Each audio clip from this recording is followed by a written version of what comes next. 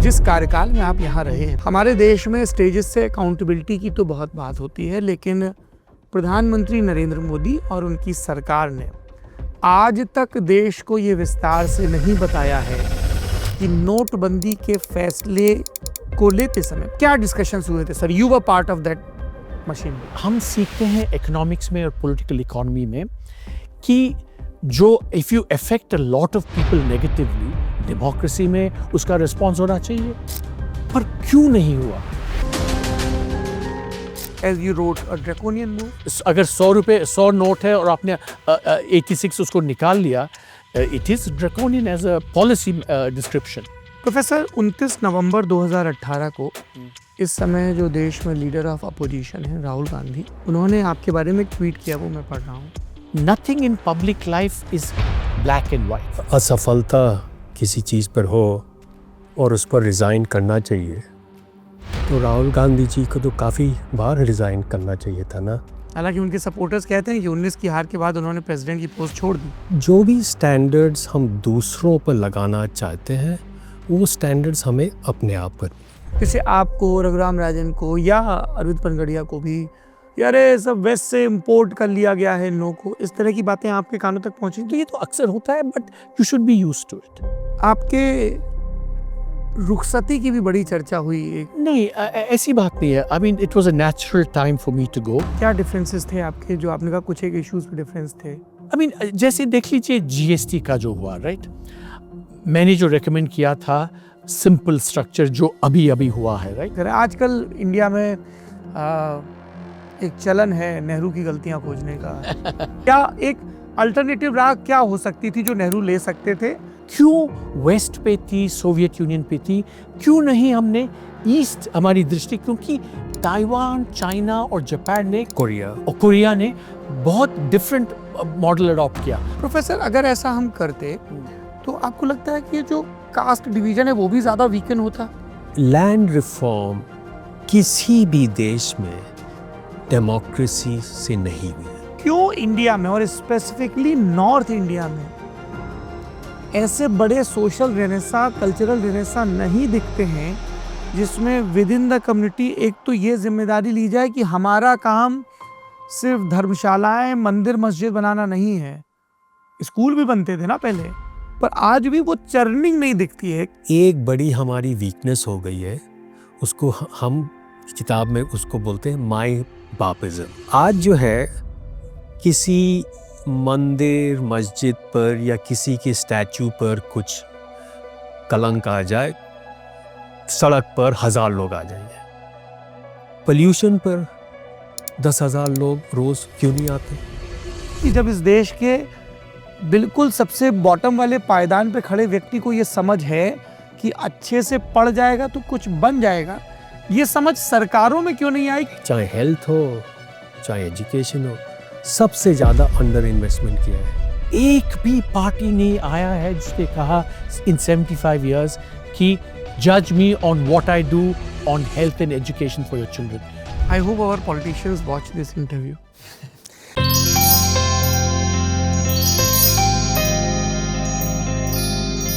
पालथी मार के बैठो, बगल में धर लो पानी, बहुत मौज आने वाली है। काहे से हमको 2 विद्वान प्रोफेसर आज मिल गए हैं किताब वाला में। दुनिया जहाँ की तमाम प्रतिष्ठित यूनिवर्सिटीज़ में पढ़ा चुके हैं, अभी भी पढ़ा रहे हैं। भारत की अर्थव्यवस्था पर 1947 से लेके अब तक 500 से ज़्यादा पन्ने की इन्होंने बड़ी जाबड़ किताब लिखी है। उस किताब के बारे में बात करेंगे और गुरुजी से जो भी हमारे और आपके शक शुबे हैं सब विस्तार से पूछेंगे। तसल्ली से सुनी जाने वाली बातचीत है, जो समझ में नहीं आएगा सब पूछ लेंगे, ठीक है? अब मैं आप लोगों का परिचय करवा देता हूँ इन दोनों विद्वानों से। ये जो सामने आपको हल्के सलेटी रंग की जैकेट में और सफ़ेद रंग की कमीज़ में दिख रहे हैं, ये जो भाई साहब हैं, प्रोफेसर साहब, इनका नाम है अरविंद सुब्रमण्यम। जीके का क्वेश्चन भी रहे हैं अरविंद सुब्रमण्यम साहब, क्योंकि ये भारत के चीफ इकोनॉमिक एडवाइज़र रहे हैं। 2014 में जब नरेंद्र मोदी सरकार आई थी तो लगभग 4 वर्ष के लगभग कार्यकाल है। फ़िलहाल ये वॉशिंगटन डीसी अमेरिका की राजधानी है और म्यूज़ियम बड़े अच्छे होते हैं वहाँ के। कभी आप लोग जाएं तो म्यूज़ियम सारे घूमें। राइट ब्रदर्स ने जो प्लेन बनाया था वो वॉशिंगटन डीसी के ही एक म्यूज़ियम में रखा हुआ है। पर मेरा फेवरेट है वहाँ पे स्पाई म्यूजियम है एक, वो बड़ा कमाल का है। Peterson institute for international economics है, यहाँ पर ये सीनियर फेलो हैं। और इसके अलावा ये इंटरनेशनल मॉनेटरी फंड, जो आप कई बार आप लोग भाषणों में सुनते होंगे, आईएमएफ के प्रेशर में ये फैसला ले लिया या आईएमएफ के चलते ये करना पड़ा, उसके साथ जुड़े रहे हैं। General agreement on trade tariffs and trade के साथ भी जुड़े रहे हैं। इसी को गैट बोलते थे। हाँ बिल्कुल।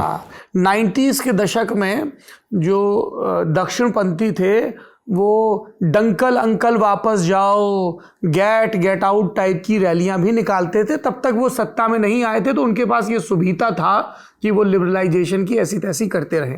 हालांकि सत्ता में आने के बाद भी उनके भीतर का एक धड़ा था दत्तोपंत ठेंगड़ी जैसे कई लोगों के नेतृत्व में, जो अटल बिहारी वाजपेयी के कार्यकाल में पर्याप्त दिक्क पैदा करता रहा, क्योंकि उनके अपने वैचारिक आग्रह रहे।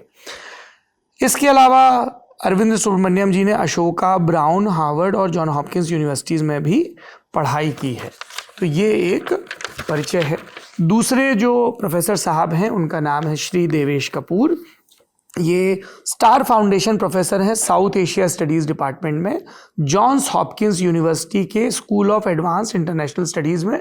ये भी वॉशिंगटन डीसी में ही है। हाँ, और इसके पहले ये फेडरिक डेंज, इसमें जेड साइलेंट है क्या भाई साहब? नहीं, तो कैसे पढ़ेंगे इसको? फ्रेडरिक डेंजिगर।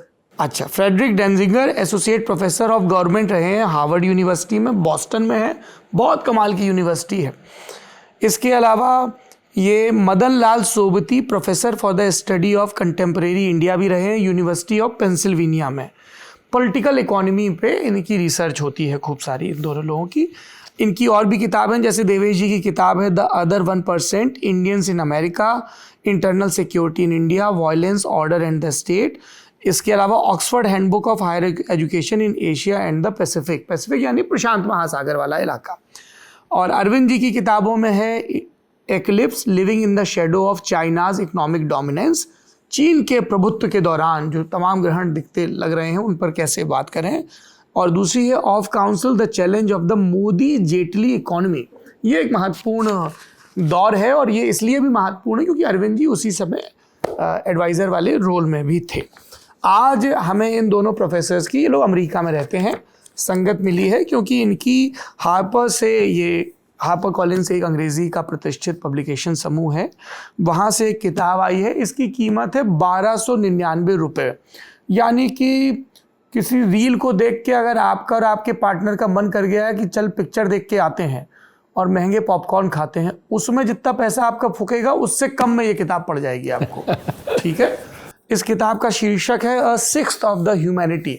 भारत की जनसंख्या जो लगभग 1.5 अरब है, तो दुनिया में अब तक जितने लोग गिने गए हैं और जितनी तकनीकी हो गई है, कोलोनिज्म के बाद जितना प्रचार प्रसार हो गया है, सब ही गिन लिए गए होंगे लगभग। तो उसमें से हर चौथा व्यक्ति इस धरती पर पाया जाने वाला भारतीय है। तो अब उनकी आर्थिक दशा दिशा क्या है? इंडिपेंडेंट इंडियाज डेवलपमेंट ओडिसी, ये इस किताब का शीर्षक है।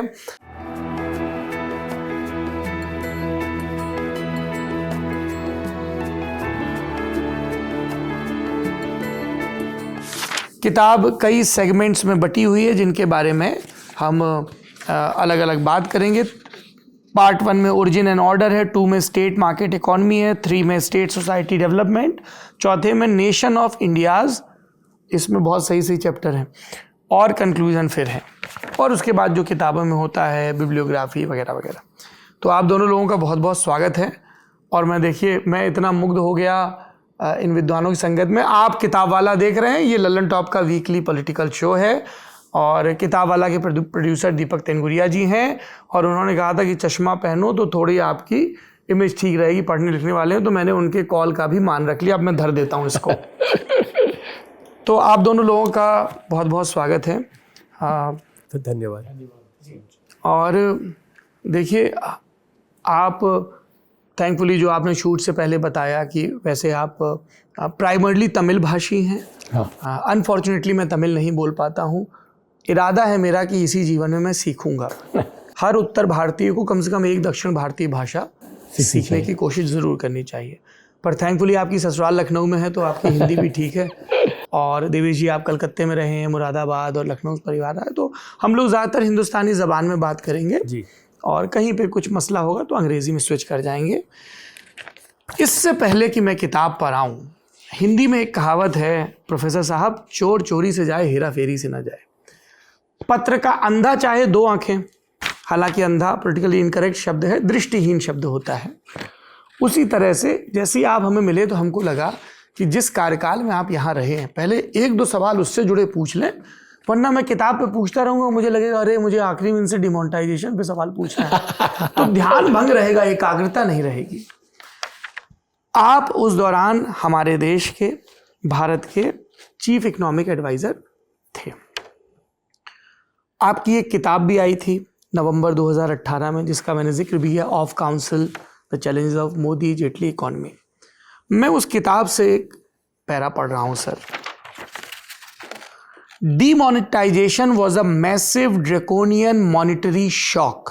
In one fell swoop, 86% of the currency in circulation was withdrawn. The real GDP growth was affected by the demonetization. Growth had been slowing even before, but after demonetization, the slide accelerated.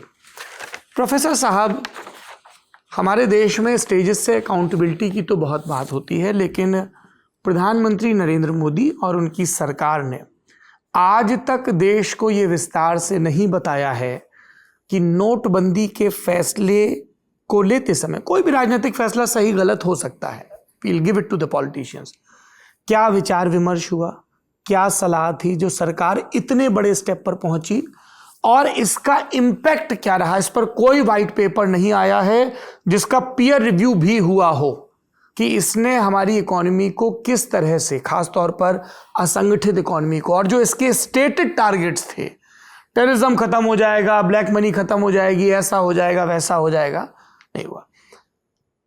क्या discussions हुए थे sir? You were part of that machinery. देखिए, ये बहुत महत्वपूर्ण decision है। 7-8 साल बाद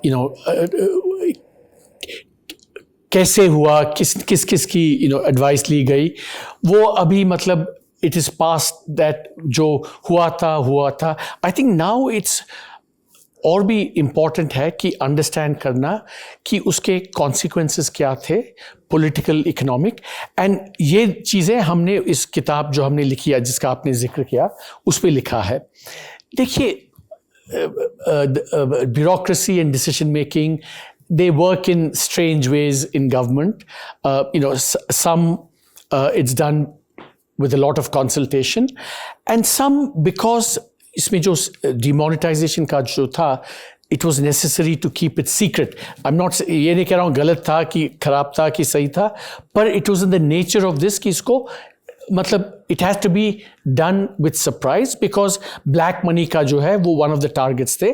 तो the government ने सोचा कि इसको secret करना पड़ेगा, so by definition इसका जो advice जो लेना था, it had to be kept to a certain few, और उन्होंने वो किया और decision लिया। किताब में जो हमने लिखी थी उसमें, और ये भी आई थिंक सही नहीं है कि इट इज़ ट्रू कि सरकार जो है उन्होंने कोई पोस्टमार्टम नहीं किया है, बट बहुत सारे एकेडमिक्स हैं, दे हैव एनालाइज दिस। मैं एक चीज़ बताना चाहता हूँ, द थिंग मुझे जो सबसे मतलब जिससे मैंने काफ़ी मेरी थिंकिंग बदली इसमें, वो मैंने लिखा किताब में, और दिस इज़ द पजल कि देखिए, डिमोनेटाइजेशन जो है, it affected at least short run में, it affected a lot of people, and ये नहीं, it affected a lot of poor people. I mean almost everyone was affected, पर बहुत।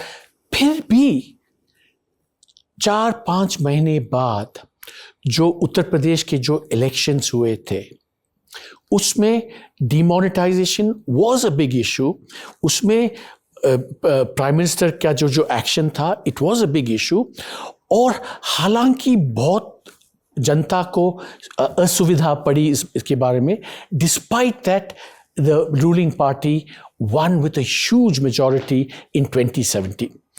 तो द पजल इज, क्योंकि हम सीखते हैं इकोनॉमिक्स में और पॉलिटिकल इकोनॉमी में कि जो if you affect a lot of people negatively, democracy में उसका रिस्पॉन्स होना चाहिए, पर क्यों नहीं हुआ?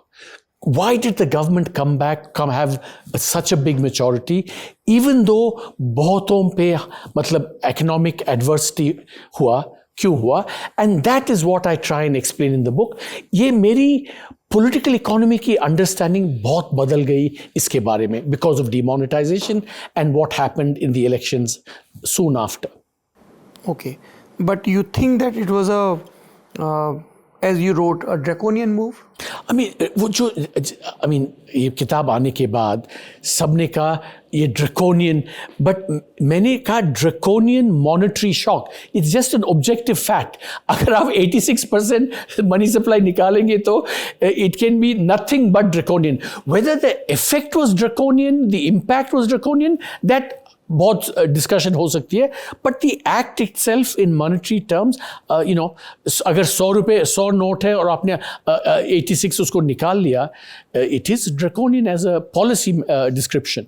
प्रोफेसर, 29 नवंबर 2018 को इस समय जो देश में लीडर ऑफ अपोजिशन है राहुल गांधी, उन दिनों ट्विटर होता था, अब एलन मस्क ने एक्स कर दिया. उन्होंने आपके बारे में एक ट्वीट किया, वो मैं पढ़ रहा हूँ. Demo like Rafale was a crime against India and a huge scam. Parrikar distanced himself from Rafale to save his skin. Mr. Subramanian is doing the same with Demo. I wonder why he did not resign when he disagreed so much. Don't worry, India. The guilty will be investigated and punished. See, देखिए,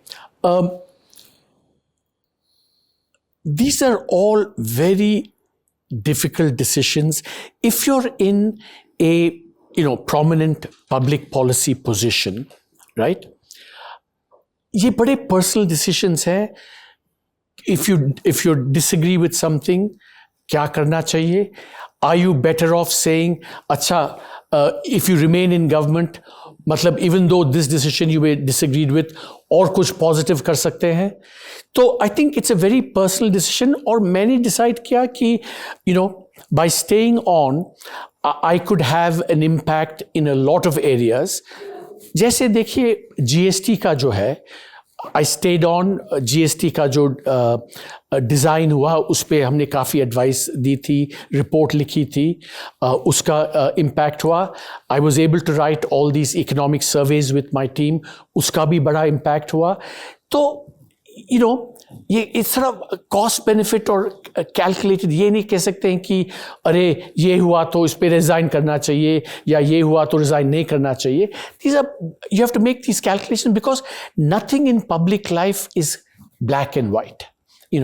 अगर मैं एक yes please, अगर असफलता किसी चीज़ पर हो और उस पर रिज़ाइन करना चाहिए, तो राहुल गांधी जी को तो काफ़ी बार रिज़ाइन करना चाहिए था ना. कितनी हार हुई है, कभी उन्होंने सोचा है कि मुझे रिज़ाइन करना चाहिए? I mean, that's a point of view. मतलब जो स्टैंडर्ड्स ऑफ अकाउंटेबिलिटी, अगर हम, हालांकि उनके सपोर्टर्स कहते हैं कि 19 की हार के बाद उन्होंने प्रेसिडेंट की पोस्ट छोड़ दी. मतलब लार्जर पॉइंट इज कि अगर जो भी स्टैंडर्ड्स हम दूसरों पर लगाना चाहते हैं, वो स्टैंडर्ड्स हमें अपने आप पर मिले. यही मेरी बात. Sorry, one last thing I want to say. देखिए, two things. Demonetization के बाद, in fact, मेरी इच्छा थी तब कि 3-4 areas which I thought were very important, I wanted to continue working on that, and so I said it's more important to stay in contact. areas थे professor? जैसे banking system का clean up था, GST design था, और 1-2 और चीज़ें थी, और ऑल्सो बहुत सारे पॉलिसी इश्यूज, फर्टिलाइजर सब्सिडी, और इकोनॉमिक सर्वे में जो लिखना था वो भी. So I did the cost benefit and said मेरा रहना would be more important than just resigning over this. The second thing, something that I learned, कि अगर मैं मान लीजिए डिमोनेटाइजेशन में रिजाइन करता, then I would have only written 2 economic surveys. But it is in the nature of these positions that you need to be long enough to have an impact on various things, on many things. So I think on balance, I look back and honestly say, I'm very happy I stayed on for 2 more years to be able to contribute in other ways. Professor, इस बात का फ़र्क पड़ता है कि जब आप एक ऐसी पोजीशन लेते हैं जिसमें you have to closely work with the state politicians, और फिर within the political network जब आप लोगों का क्रिटिसिज्म आता है जो प्योरली एकेडमिक्स ड्रिवन नहीं होता है, जैसे आपको, रघुराम राजन को या अरविंद पनगड़िया को भी, यार ये सब वेस्ट से इंपोर्ट कर लिया गया है इन लोगों को, इस तरह की बातें आपके कानों तक पहुंची थी? हमेशा, अक्सर, बार बार। इनफैक्ट एक मैं आपको उदाहरण देता हूँ कि उस समय में काफ़ी क्लाइमेट चेंज के बारे में बात होती थी कि इंडिया का क्या पोजीशन होना चाहिए। तो मैंने 4-5 पेज की मैंने एडवाइस लिखी और पीएमओ को भेजा और कहा कि देखिए, हम हमेशा ग्लोबल साउथ की मतलब ये करते हैं और मांगते हैं पैसा दो, फाइनेंसिंग दो। मैंने कहा ये छोड़ दीजिए, फाइनेंसिंग आने वाली नहीं है और अगर आएगी भी बहुत कम आएगी, तो हमको टेक्नोलॉजी पे फोकस करना चाहिए और बाकी चीज़ों पे फोकस करना चाहिए। अगले दिन जब ये लीक हुआ, एक फोटोग्राफ आया मेरा डार्क ग्लासेस के साथ, ये वेस्ट से जेम्स बॉन्ड जैसा आदमी आया है और एंटी इंडिया पोजीशन ले रहा है। मेरा पोजीशन तो एब्सोल्युटली प्रो इंडिया था, कहा था कि ये कुछ आने वाला नहीं है, it's much better to focus on other things we can get. In fact हमने कहा था वेस्ट से कार्बन, जो टेक्नोलॉजी जो कार्बन को रिप्लेस कर सकती है, we should force the West to do more R&D on that, ताकि हम हमारी जो कोल प्लांट्स में है वो टेक्नोलॉजी यूज़ कर सकते हैं, एफिशिएंसी भी बढ़ेगी, हमारी हेल्थ बेनिफिट्स भी होंगे और ग्लोबल वार्मिंग भी कम होगा। सो बट बिकॉज मैं बाहर से था, एक चश्मा भी लगा दिया फोटो में और कहा ये तो जेम्स बॉन्ड है और एंटी इंडियन है। तो ये तो अक्सर होता है, but you should be used to it. थोड़ा थिक स्किन होना पड़ता है। अच्छा, आपके रुखसती की भी बड़ी चर्चा हुई। एक अरुण जेटली की फेसबुक पोस्ट आई, लिखते हैं, few days ago CA Arvind Subramanian met me over video conferencing, informed me that he would like to go back to the United States on account of pressing family commitments. His reasons were personal but extremely important for him. He left me with no option but to agree with him. यहाँ बड़ी चर्चा हुई उसके बाद कि अरे ये तो खाना पूर्ति कर दी गई ऊपर से बताने की, पर गंभीर मतभेद थे आपके और नरेंद्र मोदी सरकार के। नहीं, ऐसी बात नहीं है। I mean it was a natural time for me to go. 4 साल हो गए थे and you know Arun Jaitley ji, तब उनकी भी तबीयत इतनी अच्छी नहीं थी, ट्रांसप्लांट वो सब हुई थी। आई जस्ट फेल्ट कि ऑनेस्टली कि 4 साल हो चुके और मेरा effectiveness as CA by continuing इतना नहीं होगा जितना पिछले 4 साल, for a lot of reasons including some differences with the government, but also कि अगर अरुण जेटली जी का सपोर्ट उतना नहीं होगा तो इफेक्टिवनेस भी कम होगी। तो it was but mostly because I feel कि 4 साल हमने किया, it was very fulfilling, comforting, and there were personal issues to which I wanted to go back. क्या डिफरेंसेस थे आपके, जो आपने कहा कुछ एक इश्यूज पे डिफरेंस थे? नहीं, आई मीन जैसे मेरे विचार, आई मीन जैसे देख लीजिए जीएसटी का जो हुआ, राइट, मैंने जो रेकमेंड किया था सिंपल स्ट्रक्चर जो अभी हुआ है, राइट, पर एक्चुअल प्रैक्टिस में कम स्लैब्स रखे, कम स्लैब्स करके, मतलब मैंने रेकमेंड किया था सिर्फ 3 स्लैब, अभी हुआ है, पर पहले 10-12 स्लैब मैं बहुत चाहता था तब, और मेरी और अरुण जेटली से रोज मेरी बात होती थी। मैं 10 बार उनको टेक्स्ट करता था कि मिनिस्टर ये 28% का जो स्लैब है कभी नहीं होना चाहिए। वी शुड बी एक छोटा सा 6-8, एक 15-16 और एक 40% जो सिन गुड्स जो हमें कहते हैं, जैसे टोबैको प्रोडक्ट, सिगरेट से। और मेरी बहुत दैट टाइम मुझे बहुत ही मतलब डिसअपॉइंटेड था कि मैं वो स्ट्रक्चर सिंपल नहीं था, but it was something I had I couldn't control, जो कंट्रोल कर सकते हैं कंट्रोल। पर इसमें एक चीज़ है जी, सॉरी जी, last thing and we should maybe get on Yes. कि दैट देखिए एडवाइज़र का रोल है to give advice and to try and persuade people. But if you don't persuade people, I think that comes with the territory. You're not going to win every battle. You're going to थोड़े successful रहेंगे, काफ़ी unsuccessful रहेंगे. But just as आपने कहा thick skin रहना चाहिए, वैसे ही you must also not have the vanity कि अरे मेरा नहीं implement हुआ, मैं भाग रहा हूँ. ऐसा तो होना नहीं चाहिए. And that's also a lesson कि हमारा I took away from that experience. All right, now we'll come to the book. Thank you so much. कैसे ये आइडिया आया कि ऐसी एक किताब लिखी जाए, और जब को ऑथर दो लोग होते हैं तो कैसे वर्क डिवीजन कैसे होता है, थोड़ा ये समझाइए एक पॉलिटिकल इकोनॉमी पे चर्चा करते हुए कि ये किस किताब का आइडिया और वर्क डिवीजन कैसा होता है, मुझे ये भी समझना है। तो हम लोग काफ़ी साल से सोच विचार कर रहे थे कि ये आर्थिक व्यवस्था जो जिसको हमें इकोनॉमिक डेवलपमेंट जो बोलते हैं, ये सिर्फ एक डिसिप्लिनरी लेंस जैसे इकोनॉमिक्स या पॉलिटिकल साइंस या सोशियोलॉजी, एक लेंस से देखी नहीं जा सकती है, बड़ी कॉम्प्लेक्स चीज़ है। जब हमें आज़ादी मिली तो 4 गोल्स थे।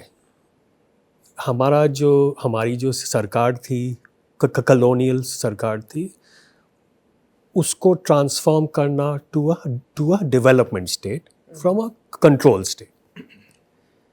सेकंड की नेशन बिल्डिंग, प्रिंसली स्टेट्स आए, सबको करना, एक देश बनाना बहुत कठिन काम है, और हम ये रियलाइज़ नहीं करते कितना कठिन काम है।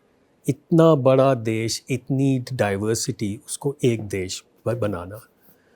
फिर हमारा देश इतना गरीब था, उसको जो है ग्रोथ करना। तो ये सब हमारे जो गोल्स थे, तो हमने ये कैसे किया, और क्या हमने जो अर्ली चॉइसेस जो हमने ली, उसकी क्या कॉन्सिक्वेंसेस थी। तो हम लोग इस पर चर्चा काफ़ी साल से कर रहे थे, और फिर हमने सोचा कि ज़रा इस पर हम किताब लिखेंगे। अरविंद जी इकोनॉमिक्स से आते हैं, मैं पॉलिटिकल साइंस से आता हूँ। तो जब हमने लिखना शुरू किया तो हमने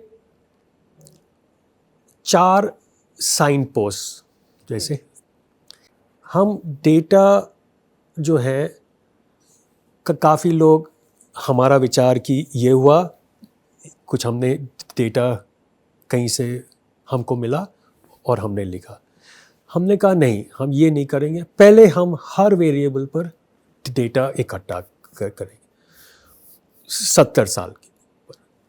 उसके लिए हमने करीब 3000 सरकारी कमेटी रिपोर्ट्स, पार्लियामेंट्री रिपोर्ट्स सब पढ़ी, और ये भी हमने सोचा कि अगर हम 1960 में कोई डिसीजन लिया गया, ये नहीं कि आज की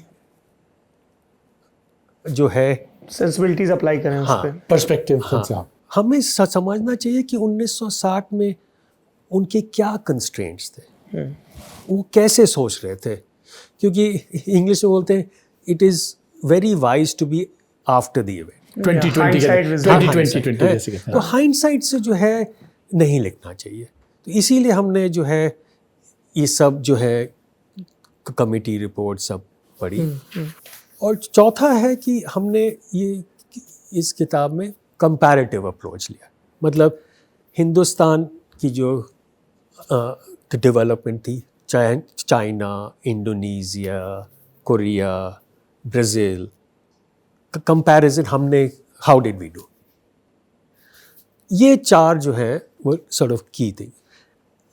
Now, collaboration जो है is like a marriage. You have to trust your co-author. तो जैसे अगर अरविंद जी ने कोई ड्राफ्ट लिखा या मैंने लिखा, we would send to each other and each could rewrite it. So you can't have ego. कि भाई मैंने लिखा है तुम कैसे इसको चेंज कर रहे हो. You have to have complete trust in your co-author. Without trust, no relationship can work. Yeah. Just add जो सब agree with Devesh ji. See, एक चीज़ है Saurabh ji, once important to understand, हमारी जो academic profession है, जैसे इकोनॉमिस्ट ऐसे किताब कम ही लिखते हैं, पॉलिटिकल साइंस वाले ऐसे कम ही लिखते हैं, क्योंकि उनका जो ऑडियंस है इज फेलो एकेडमिक्स. तो they are not trying to reach the larger public. तो हमारी इंस्पिरेशन थी India after Gandhi, that it must be rigorous, मतलब एम्पेरिकल विथ मतलब आर्ग्यूमेंट क्या है वो भी होने से, but they must be available and readable for a wide audience. One.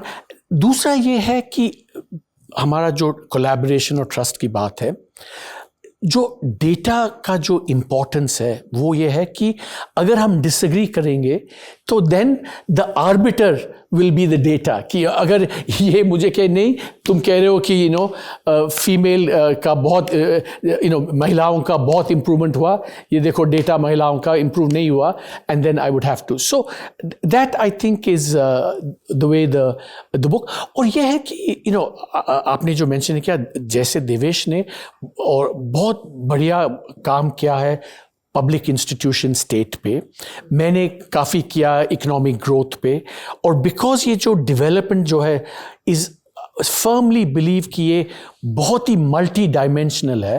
That is why it requires the skills of an economist and a political scientist. तो वो absolutely the collaboration is absolutely essential, because जो subject matter है वो it demands a multi-dimensional approach.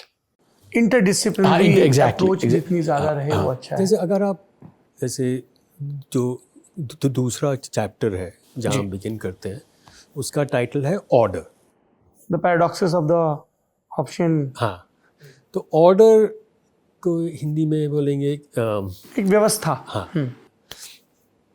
अब जैसे शांति नहीं कहेंगे, शांति नहीं, शांति is peace. Peace. Order is क्या, what is the right word? एक व्यवस्था, लॉ एंड ऑर्डर. सब चीजें व्यवस्थित हैं. okay. अपने कमरे को ऑर्डर में लेके आओ, मतलब व्यवस्थित कर दो, किताबें सब ठीक से रखी, गमले ठीक से रखे. जी. तो अब जैसे क्यों हमने कि beginning, right in the beginning we stress order, क्योंकि अगर किसी जगह ऑर्डर नहीं है वहाँ आर्थिक व्यवस्था हो ही नहीं सकती. आप बिहार को ही देख लीजिए, है तो हमारा जो है, जो हर देश, जैसे यूएस हुआ, यूएस में सिविल वॉर हुई, 2% लोग उसमें मारे गए. अगर हमारे देश में 2% अगर मारे जाते, करीब 3 करोड़ लोग मरते. इतनी बड़ी संख्या में हर देश में जब हमने नेशन बिल्डिंग जिसे बोलते हैं, उसमें बहुत वायलेंस होती है. हमारे देश में इन कंपैरिजन बहुत कम वायलेंस हुई.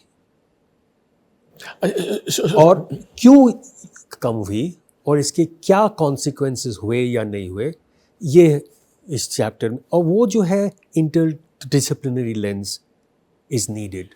नो इनफैक्ट जैसे देखिए, ये इंटरडिसिप्लिनरी की जो बात होती है, मैं उदाहरण देता हूँ इसी बात पे.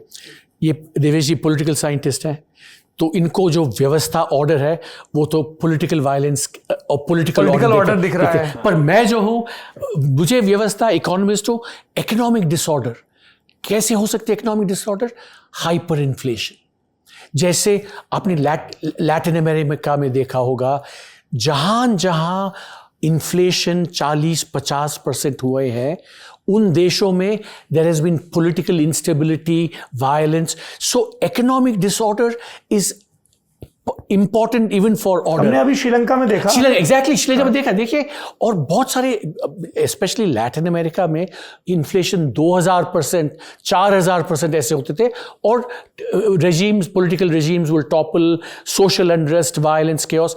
तो this is the interdisciplinary thing. ये देखेंगे पॉलिटिकल वायलेंस, मैं कहूँगा नहीं, इकोनॉमिक डिसऑर्डर भी है, दोनों को. That's why the chapter is both. और हमारे देश में भी 1974 में, जब 1973 में ऑयल शॉक हुआ, पहला ऑयल शॉक, तो महंगाई हमारे वहाँ बहुत बढ़ी, और उसके बाद ही जयप्रकाश मूवमेंट वो सब हुआ, गुजरात और फिर बिहार. जी बिल्कुल. तो उसी यही जो है हाई इन्फ्लेशन, पॉलिटिकल डिसऑर्डर. और किताब में हम दिखाते हैं कि compared to other countries, Hindustan में हाइपर इन्फ्लेशन कम रही, मास पॉलिटिकल वायलेंस कम रही. तो extreme political disorder, extreme economic disorder Bharat में नहीं हुई है, एंड वो बहुत ही अनयूजुअल है for a developing country, for a large developing country, बहुत. और हम ये रिकग्नाइज नहीं करते हैं कि क्या अचीवमेंट थी वो. आप लोग शुरुआती चैप्टर्स में, जो फर्स्ट ये पार्ट है ओरिजिन्स एंड ऑर्डर, उसमें एक बात करते हैं आप, एक टर्म बल्कि इस्तेमाल करते हैं, प्रिकॉशियसनेस.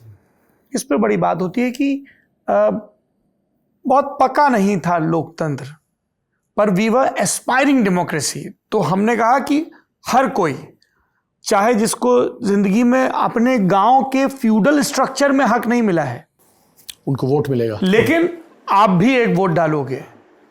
तो ये बहुत ही एस्पायरिंग मूव था. तो ये मूव तो कर लिया, लेकिन वो फिर डेमोक्रेसी में कैसे रिफ्लेक्ट होता है पॉलिटिकल एस्पिरेशंस और उसकी डिलीवरी के पॉइंट ऑफ व्यू से, जो एक पूरी मैकेनिज्म बिल्ड हो रही है. आप लोगों ने बात की है कि अगर पॉलिसी एनालिसिस करें, आजकल इंडिया में एक चलन है नेहरू की गलतियां खोजने का. नेहरू ने ये नहीं किया, नेहरू ने वो नहीं किया. हम लोगों को ऐसा लगता है as a journalist, nobody can be spared, but it has to be fact driven. और उसका एम क्या है? एम है कि विजडम हासिल करें, या एम ये है कि हम डिस्कार्ड करते जाएं, क्योंकि वो अपने वक्त के लोग थे. एग्जैक्टली.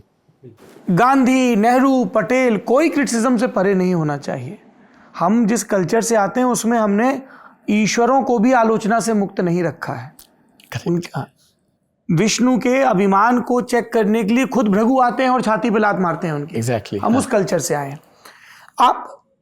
आपने उन चैप्टर्स में जिक्र किया, मैं चाहता हूं कि थोड़ा सा दर्शकों को आप बताएं कि भारी उद्योगों पर फोकस, बड़ी योजनाओं पर फोकस, हायर इंस्टीट्यूशंस पर फोकस, एंड पॉपुलेशन के कंट्रोल पे फोकस. इसके बरक्स आपने जिक्र किया कि पब्लिक हेल्थ पर फोकस होता, प्राइमरी एजुकेशन को बहुत रोबस्ट बनाया जाता, और उस तरह की चीज़. ज़रा ये समझाइए, क्या एक अल्टरनेटिव राह क्या हो सकती थी जो नेहरू ले सकते थे, और ये क्या सिर्फ एक जो एक यूरोपियन सोशलिज्म का जो उनके ऊपर इम्पैक्ट था, प्रोफेसर लास्की समेत बहुत सारे लोगों का, ये वो था, क्या हो सकती थी एक वो राह? प्लीज़ बताइए. Socialistic economic. यस. तो देखिए, जैसे देवेश जी ने कहा और आपने भी कहा, जब हम एसेस करते हैं, मतलब क्या पॉलिसी सही थी नहीं थी, वी हैव टू अंडरस्टैंड कि उस ज़माने में क्या क्या कंस्ट्रेंट्स थे, क्या क्या आइडियोलॉजी थी उस समय. तो हमने इकोनॉमी पे हमने चॉइसेस करी, जैसे प्लानिंग हुआ, योजना, प्लानिंग कमीशन, पंचवर्षीय योजना ये हुआ. हमने कहा कि हम विदेशी गुड्स आने नहीं देंगे. प्रोटेक्शनिज्म जिसे कहते हैं, उसको कहते हैं इंपोर्ट सब्स्टिट्यूशन, क्योंकि हम इंपोर्ट्स आने नहीं देंगे, उसे सब्स्टिट्यूट करेंगे. हम डोमेस्टिक जो भारत के अंदर प्रोडक्शन है उसको हम ज़्यादा प्रेफरेंस देंगे. और जो हैवी इंडस्ट्री पे हमने एम्फेसिस किया, वो भी किया. Now the important thing to remember is कि उस समय में almost all the countries in the world जो बात थे, उन्होंने ऐसे ही सिमिलर पॉलिसीज अडॉप्ट करी है। बिकॉज 1947-50 में अगर आप जाएंगे तो कहेंगे सबसे उन्नति वाला देश जिसने बहुत प्रोग्रेस किया है वो है सोवियत यूनियन। इतना ग्रोथ है, उतना स्टील मिल्स है, इतनी टेक्नोलॉजी आती है, so that was a model. China was a model. और यूरोप में भी काफ़ी वेलफेयर स्टेट, गवर्नमेंट जो है, सरकार को हेल्थ प्रोवाइड करना पड़ेगा, एजुकेशन प्रोवाइड करना पड़ेगा। तो जो उस समय की माहौल थी, आइडियोलॉजी थी, फेवर्ड ऑल दिस। तो that was why part of the reason. पर उसमें दो चीज हम कह सकते हैं, जैसे माइल्ड क्रिटिसिज्म।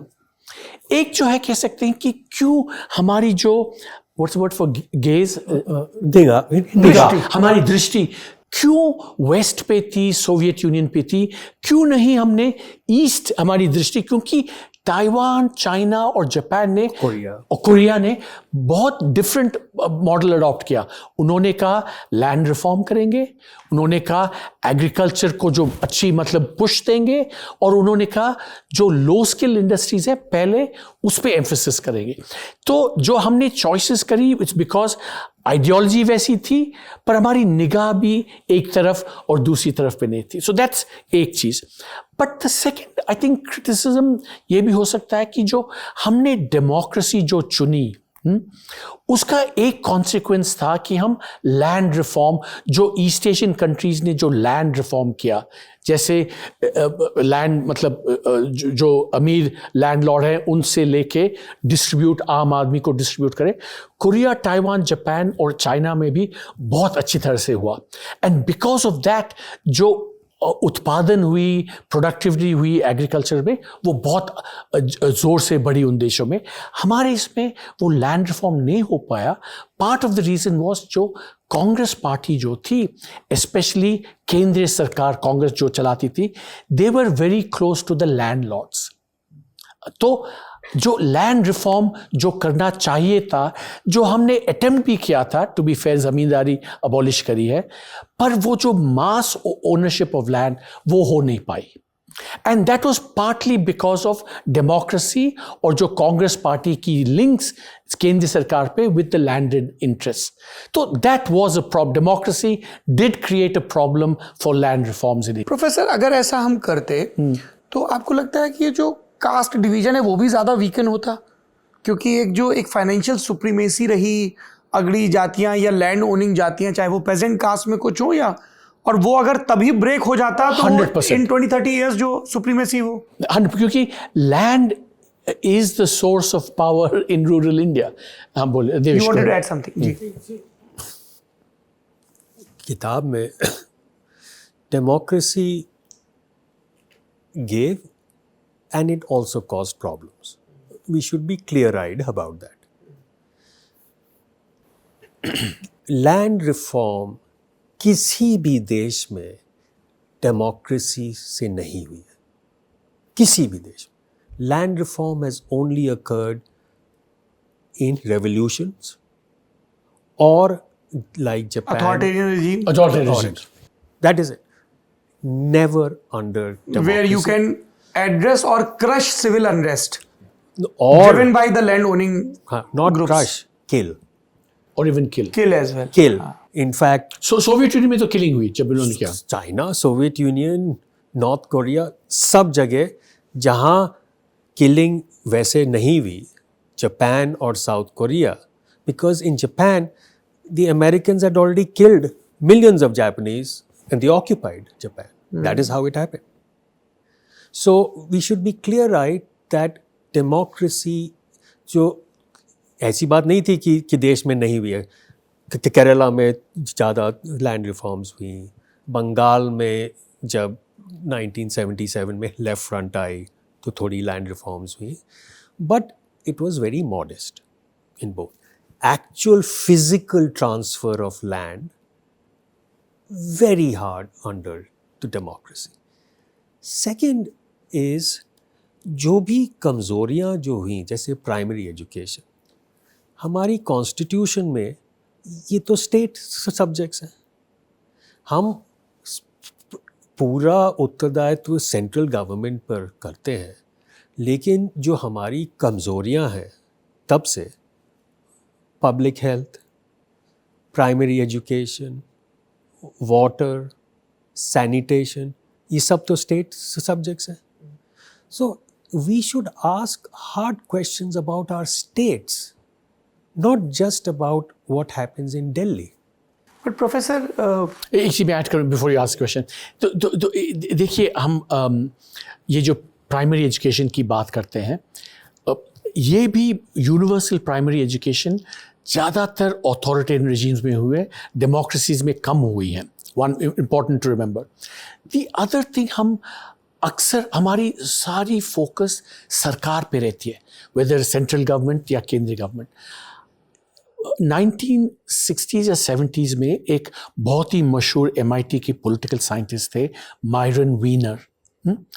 उन्होंने कहा, देखिए, ये जो प्राइमरी एजुकेशन का जो हमारी कमज़ोरी हुई है, we also have to be realistic and से हमारी जो समाज की जो सेटअप है कि caste, hierarchy, what role did that play in not allowing universal primary education?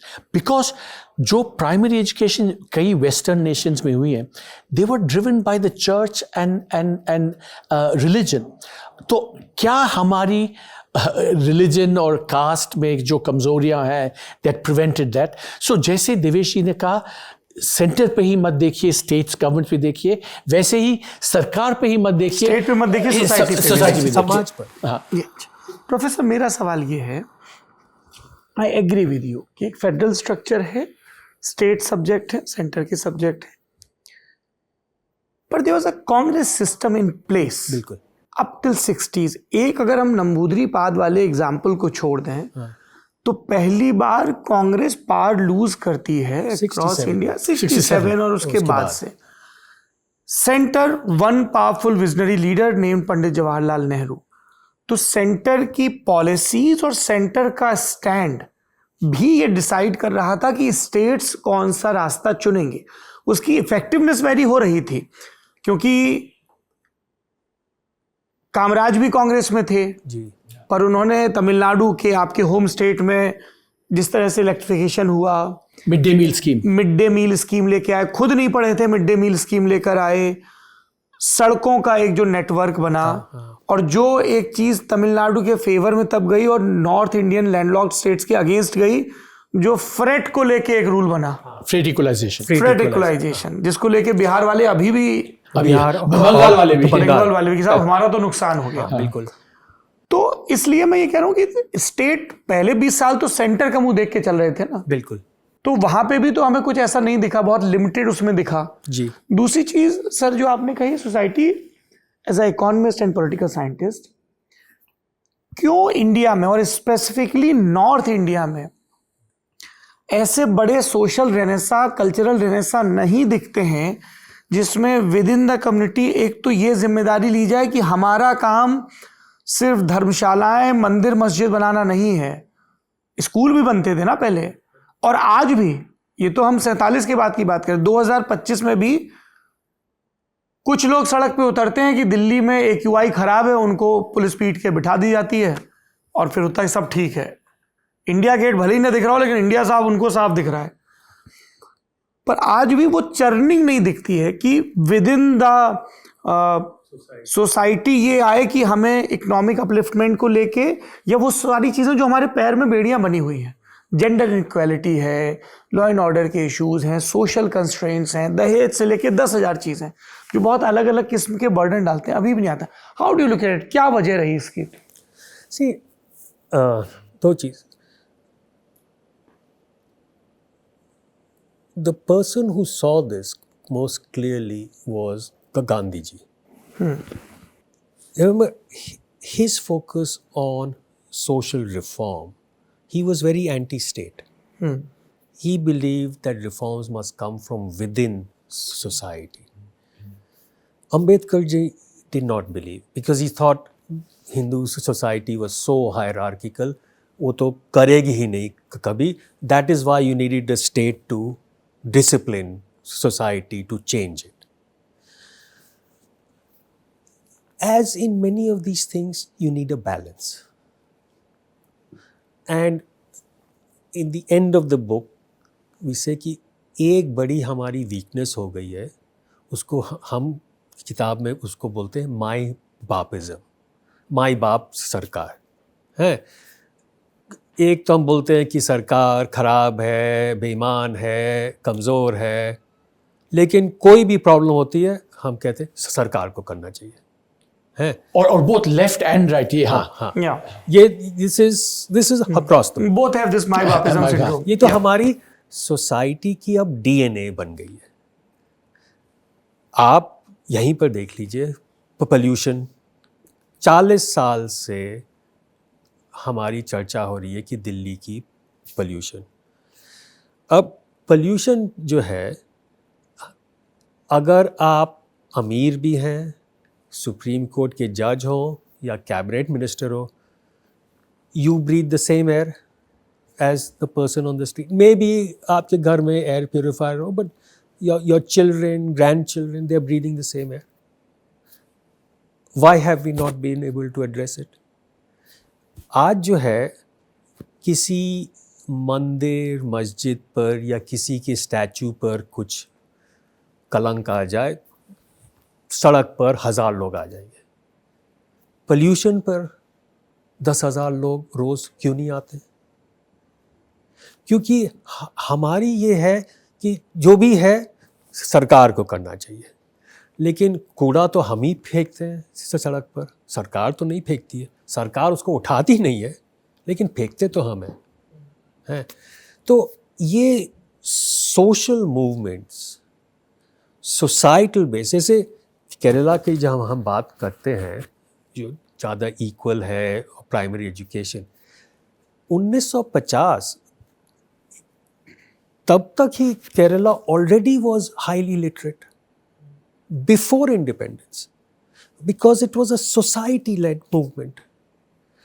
और जब तक ये सोसाइटी इज सो, एक और नोबेल प्राइज़ विनर है एलेनर ओस्ट्रोम, उन्होंने एक काफ़ी विख्यात है, उन्होंने एक कहीं पर लिखा था कि ये जो पब्लिक गुड्स जो है जिसे बोलते हैं, दे आर को प्रोड्यूस्ड स्टेट एंड सोसाइटी। मतलब अगर मिलजुल कर नहीं होगी बात, बहुत मुश्किल है। इसका एक उदाहरण हाँ, उदाहरण दो। जैसे बच्चे की पढ़ाई कक्षाई में नहीं होती है, घर पे भी होती है। True. अगर घर पे बिल्कुल ही नहीं हो तो मुश्किल हो जाता है। जैसे न्यूट्रिशन जो है देते हैं, तो घर के अंदर अगर जेंडर डिवाइड हो तो ज़्यादा लड़कियों को अगर नहीं कम और लड़कों को ज़्यादा, वो तो है। तो ये सामाजिक चेंज जो है, अगर हम समझते हैं कि सामाजिक चेंज सिर्फ सरकार से ही आएगी, वो डेमोक्रेसी में उसकी प्रॉब्लम है, क्योंकि सरकार reflects society because it is democratically elected. So why should we think the same state that is reflects society will change the very society that has elected it? Which is why revolutionary governments can change society more easily, because they are not elected. Yes, they can crush, kill, dictate. Yeah. So इसमें दो चीज़ें जो around 1860 उस समय में, आप जानते हैं the only state in India जहाँ पे ऑफिशियल स्लेवरी थी, बता सकते हैं? 1850s में the only state in India that had official slavery, Kerala. Exactly. आप जानते हैं कि जो कास्ट कस्टम्स हैं, जैसे अछूत, अनटचेबिलिटी, केरल में not only did a lower caste shouldn't be touched, he shouldn't be seen, he shouldn't be heard. तो ये सब थी केरल में, but because of lots of factors. One, social reform movements. Two, जो वहाँ की जो क्रिश्चियन मिशनरीज थे उनका भी, द महाराजाज, उनकी वो भी बहुत प्रोग्रेसिव थे, ट्रैवनकोर, एंड कम्युनिस्ट पार्टी की आइडियोलॉजी वो भी इम्पॉर्टेंट थी। तो that led to the reform movement which then made जो कास्ट और उसका जो इफेक्ट था कम हुआ, और that also led to better education and health. Similarly Tamil Nadu में ये जो जस्टिस पार्टी की मूवमेंट थी, that was also an anti upper caste movement. Now फिर क्वेश्चन सवाल पैदा होता है कि ये जो सोशल रिफॉर्म मूवमेंट ज़्यादा साउथ में क्यों हुए हैं, हिंदी हार्टलैंड में क्यों नहीं हुए हैं? उसमें एक बहुत अच्छा इंटरेस्टिंग अभिजीत बैनर्जी हैं जो नोबेल प्राइज विनर, उनका एक रिसर्च है, वो कहता है कि जहाँ जहाँ ज़मींदारी सिस्टम थी ब्रिटिश रूल के में, वहाँ पे जो feudal structures got much more entrenched, और उसके कारण जो लैंड भी अनइक्वल थी, फ्यूडल भी अनइक्वल था, और therefore caste also got reinforced, और those effects still last today. तो उसका भी मतलब it's not the only thing, because you can turn around and say वो तो 45 तक वैलिड है, उसके बाद सरकार ने क्यों नहीं किया? तो बट फिर भी that history has a long standing impact. Last चीज़ एक होगा, आपने जो कही कि कांग्रेस पार्टी थी सेंटर पे और सब पे, उन्होंने क्यों नहीं पब्लिक एजुकेशन किया? It is actually a very good question, क्योंकि जब 1990s में हमारी एजुकेशन मतलब पे ज़्यादा एम्फेसिस हुआ, जो सर्व शिक्षा अभियान जो हुआ, that was the central government saying we will take charge, क्योंकि state governments are not performing. And so you are right कि जो 1990s में सेंट्रल गवर्नमेंट ने कहा ये नहीं हो रहा, रोके से ना रुके हम, स्कूल चले हम, एग्जैक्टली जो शुरू किया, एंड एट दैट स्टेज जो मतलब जो लेफ्ट के होंगे वो कहेंगे नहीं नहीं, और जो स्टेट्स के जो राइट्स के होंगे कि ये कैसे हमारा स्टेट का राइट ले लिया। पर सेंट्रल गवर्नमेंट ने कहा स्टेट्स अगर ज़्यादा राइट्स दे तो they don't perform. So this was a case where centralization led to actually improving outcomes. And you know why it happened? One reason it happened is there was a world conference on education. Bangkok में शायद थी 80s early 90s, हाँ, 1990 के लगभग। उसमें जो है UN ने कहा कि पूरे विश्व में सबसे ज़्यादा इलिटरेट लोग भारत में हैं, तो हमारी इमेज जो है हम पूरे विश्व में जो है हमारी यही है कि सबसे ज़्यादा इलिटरेट्स। तो थोड़ी हमारी एलिट्स में कॉन्शियसनेस आई कि कितनी हमारी बदनामी हो रही है, तो उससे थोड़ी कॉन्शियसनेस हुई कि ये क्या है, हम बोल रहे हैं हम ये हैं वो हैं, लेकिन विश्व में सबसे ज़्यादा इलिट्स तो हमारे ही देश में है। तो बाहर से भी थोड़ा जो है प्रेशर, उससे भी चेंज एंड दैट अफेक्टेड, देखिए जो it was the elites and the elites at the centre who realized कि बदनामी हो रही है, and they took the initiative, and but last point I'll say on education, हाँ, देखिए बहुत चर्चा होती है हमारे देश के दो सबसे ग्रेटेस्ट इकोनॉमिस्ट कौन है, अमर्त्य सेन और Jagdish Bhagwati, and they represent two poles. Great debate. उसमें जगदीश भगवती कहते थे एफिशिएंसी इज इम्पॉर्टेंट, ये ग्रोथ इज इम्पॉर्टेंट, और अमर्त्य सेन कहते थे नहीं not just growth but also health, education, जो बेसिक ह्यूमन कैपेबिलिटीज है। तो एक चीज़ हम दिखाते हैं किताब में, ये दोनों पॉइंट ऑफ व्यू जो हैं थोड़े इनएडिक्वेट हैं, क्योंकि जब हमारी इकोनॉमिक ग्रोथ पहले 1980s फिर 1990s में इतनी पावरफुल हमारी इकोनॉमिक ग्रोथ बढ़ी, जैसे 3% से 6% कंसिस्टेंटली, वो ग्रोथ का ही इतना इम्पैक्ट प्रभाव था, और एजुकेशन में खास तौर कैसे, जब ग्रोथ बढ़ी तब सेंट्रल गवर्नमेंट और state governments they got more fiscal resources and they were Sarva Shiksha Abhiyan पे स्पेंड हुआ।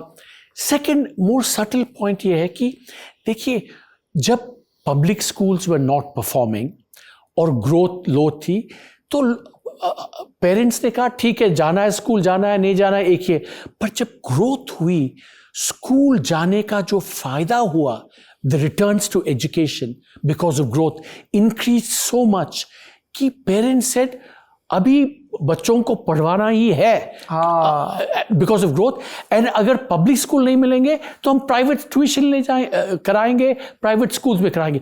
सो the other thing that affected growth was first the centralisation, बदनामी जो हुई, but on top of that economic growth itself had a huge impact on public education. Professor एक चीज़ बताइए, physics में हम एक टर्म पढ़ते हैं एस्केप वेलोसिटी का। एस्केप वेलोसिटी, हाँ। Yeah. हाँ।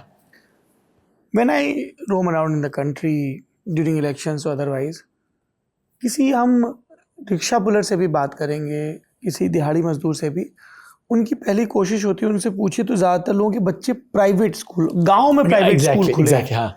मतलब मैं आई कम फ्रॉम बुंदेलखंड, मेरे अपने गांव में एक सरकारी स्कूल है जो कि इंग्लिश मीडियम भी है सरकारी रिकॉर्ड में, और एक प्राइवेट स्कूल है। हाँ। प्राइवेट स्कूल की 200-250 रुपये महीने की फीस है एक बच्चे की, और वहाँ ज़्यादा बच्चे जाते हैं और उनके रिजल्ट बेटर हैं।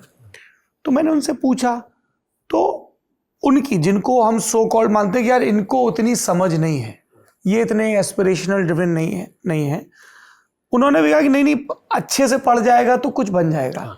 मैं ये जानना चाहता हूँ कि जब इस देश के बिल्कुल सबसे बॉटम वाले पायदान पे खड़े व्यक्ति को ये समझ है कि अच्छे से पढ़ जाएगा तो कुछ बन जाएगा, ये समझ सरकारों में क्यों नहीं आई कि उनको सबसे ज्यादा investment knowledge sector, labs, schools, teacher कैसे हो, टीचर कैसे पढ़ाएं, इसमें हमने सबसे ज्यादा रिसोर्सेज क्यों नहीं झोंके? नहीं, ये देखिए, हमारे देश में ना तेल है, ना गैस है, ना रेयर अर्थ्स है। सबसे ज़्यादा जो एक्सेस है इज़ आवर पॉपुलेशन। और किताब में हम लिखते हैं इस पर हमने, चाहे हेल्थ हो चाहे एजुकेशन हो, सबसे ज़्यादा अंडर इन्वेस्टमेंट किया है। और जो इन्वेस्टमेंट किया भी है, focus on quantity not quality.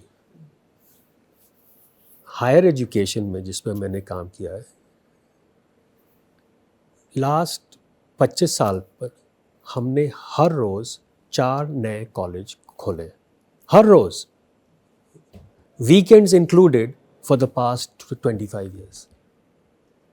अब आप ही सोचिए इसमें कौन फैकल्टी है, कहाँ से आते हैं, बच्चे क्या सीखते हैं। Most of it is just useless. और क्यों जो पब्लिक स्कूल है टीचर्स नहीं आते हैं? कहीं भी कोई बोलो कि भाई टीचर जो है बच्चों लोगों को नहीं पढ़ा रहा है, शुड बी फायर्ड। कहाँ होता है टीचर्स? तो हमारी कल्चर, राइट हो चाहे left, cares more about protecting the job of the teacher than the right of the child to learn.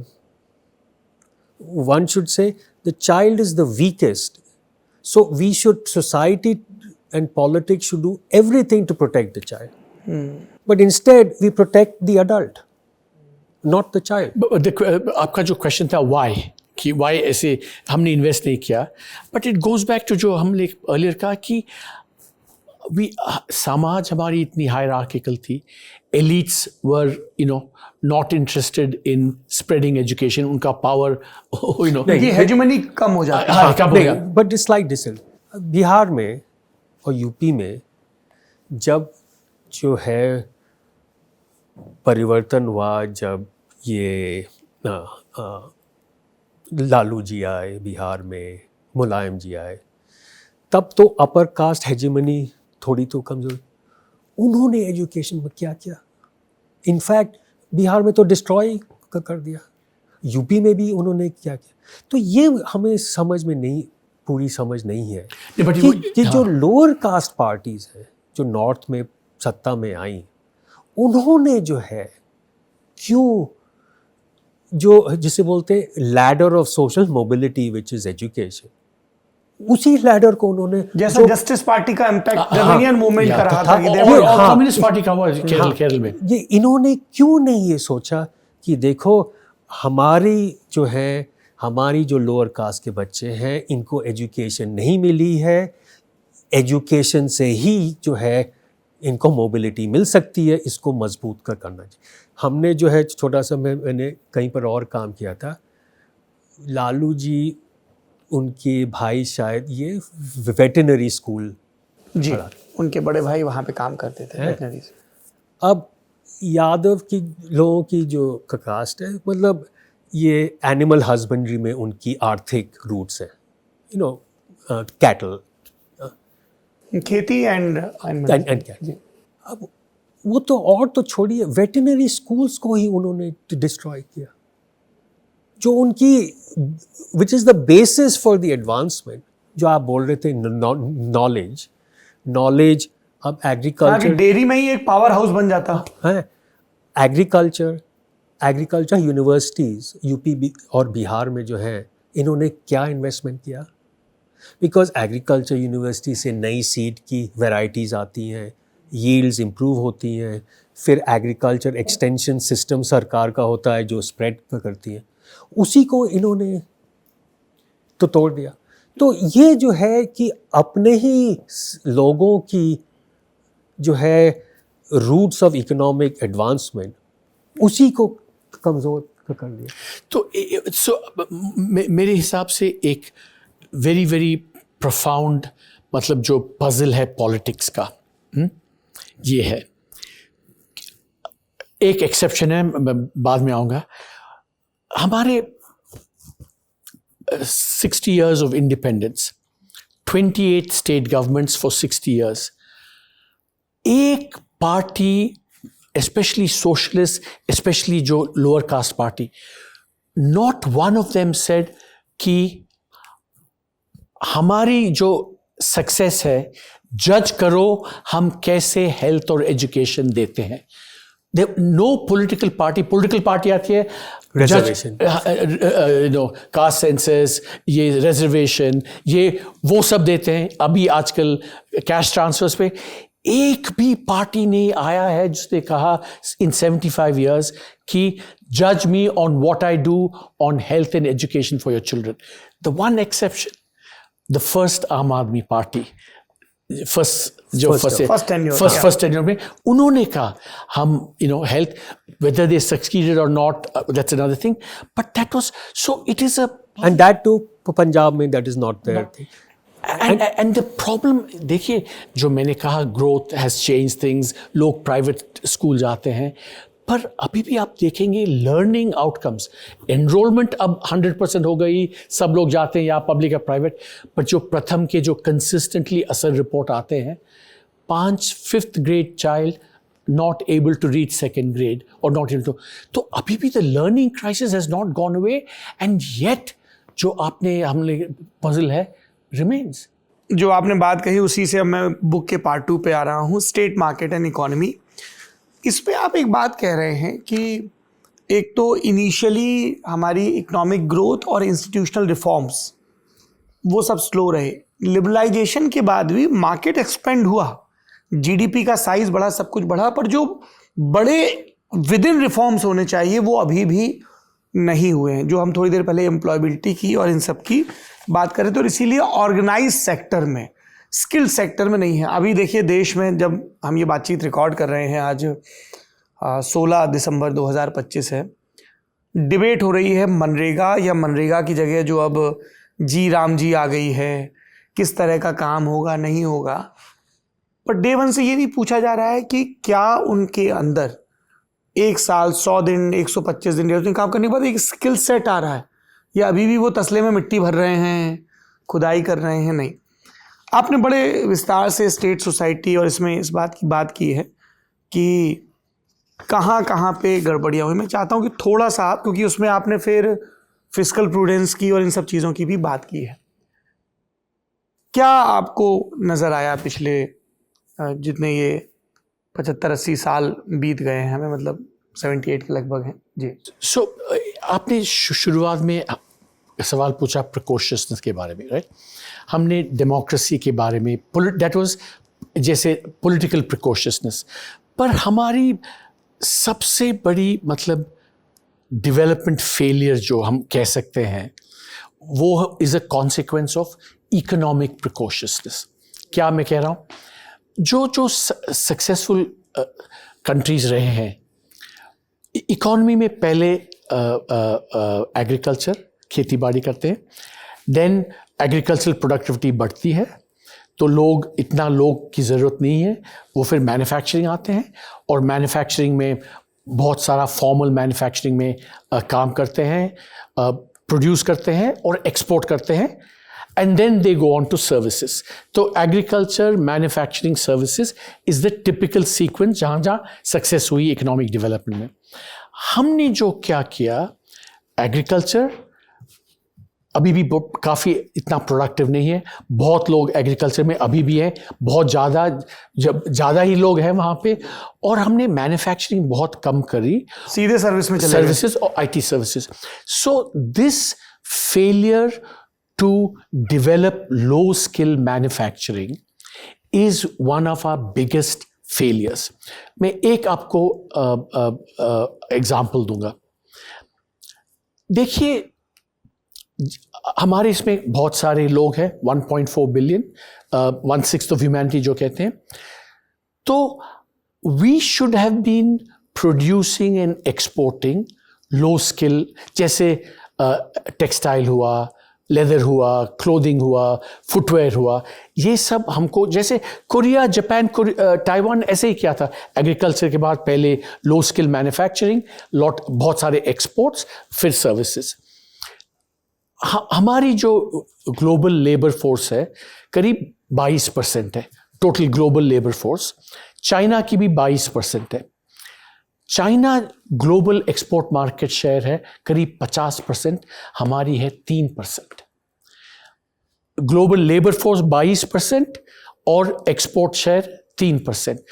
अगर हम एक्सपोर्ट करते जितना हमारी लेबर फोर्स है, उतनी हमारी एम्प्लॉयमेंट बढ़ती मैन्युफैक्चरिंग में, उतनी फॉर्मल सेक्टर जॉब्स होते, और उससे डेवलपमेंट बहुत.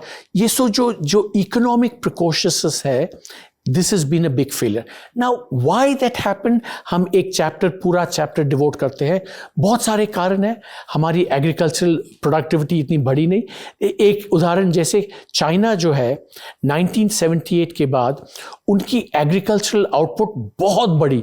उससे क्या हुआ, रूरल इनकम्स बढ़ी, रूरल डिमांड, साइकिल के लिए, सोइंग मशीन के लिए, स्पैनर के लिए, लेबर इंटेंसिव डिमांड बढ़ी.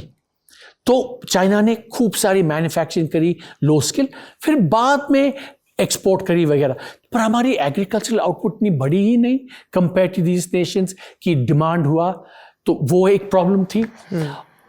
अनदर प्रॉब्लम इज, देखिए हमारी जो रेगुलेशंस हैं, जैसे वो ऐसे थी कि if you want to export, जैसे चाइना ने दिखाया है, you have to have large firms and large factories.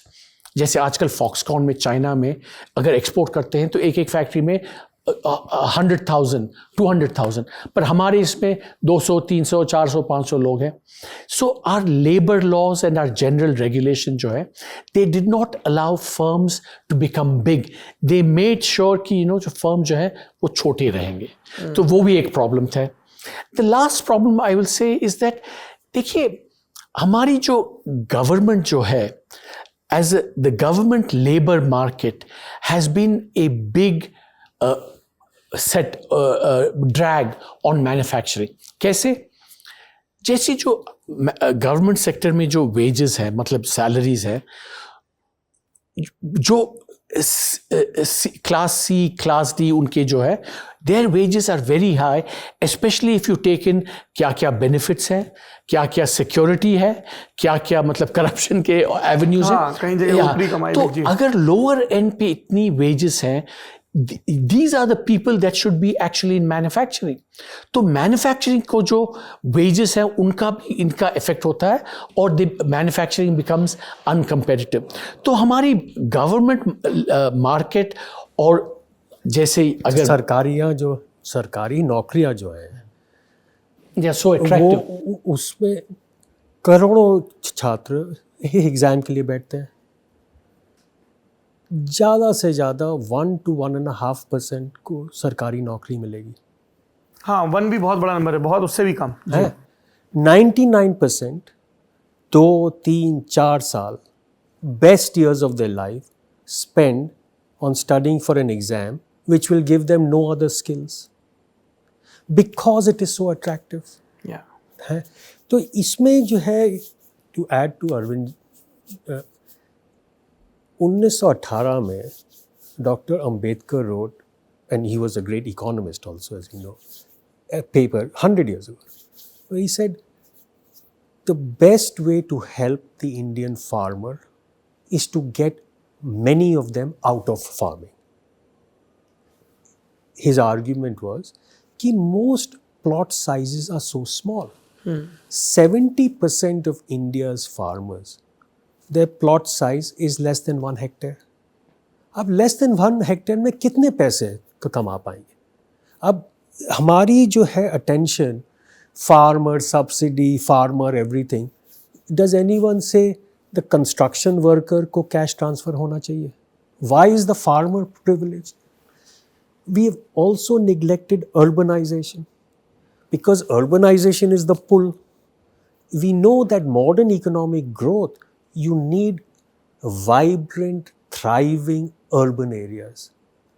But urban areas हर जगह गेटोज बिल्ड होते गए हैं, बिकॉज हमने कॉन्स्टिट्यूशन में सब जो अटेंशन थी was between state and center, much less attention on local bodies. So जब 73rd 74th amendment भी जब हुआ, 74th amendment every state has tried to make sure it doesn't work because they don't want to give power to cities because money is in the cities. Everybody is scared of decentralization. हाँ, and अगर शहर में because land and in urban, that's where money is made.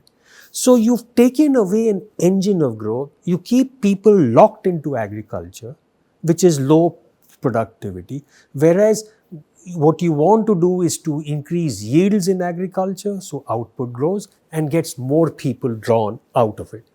Ambedkar ji ने 100 साल पहले ही कहा.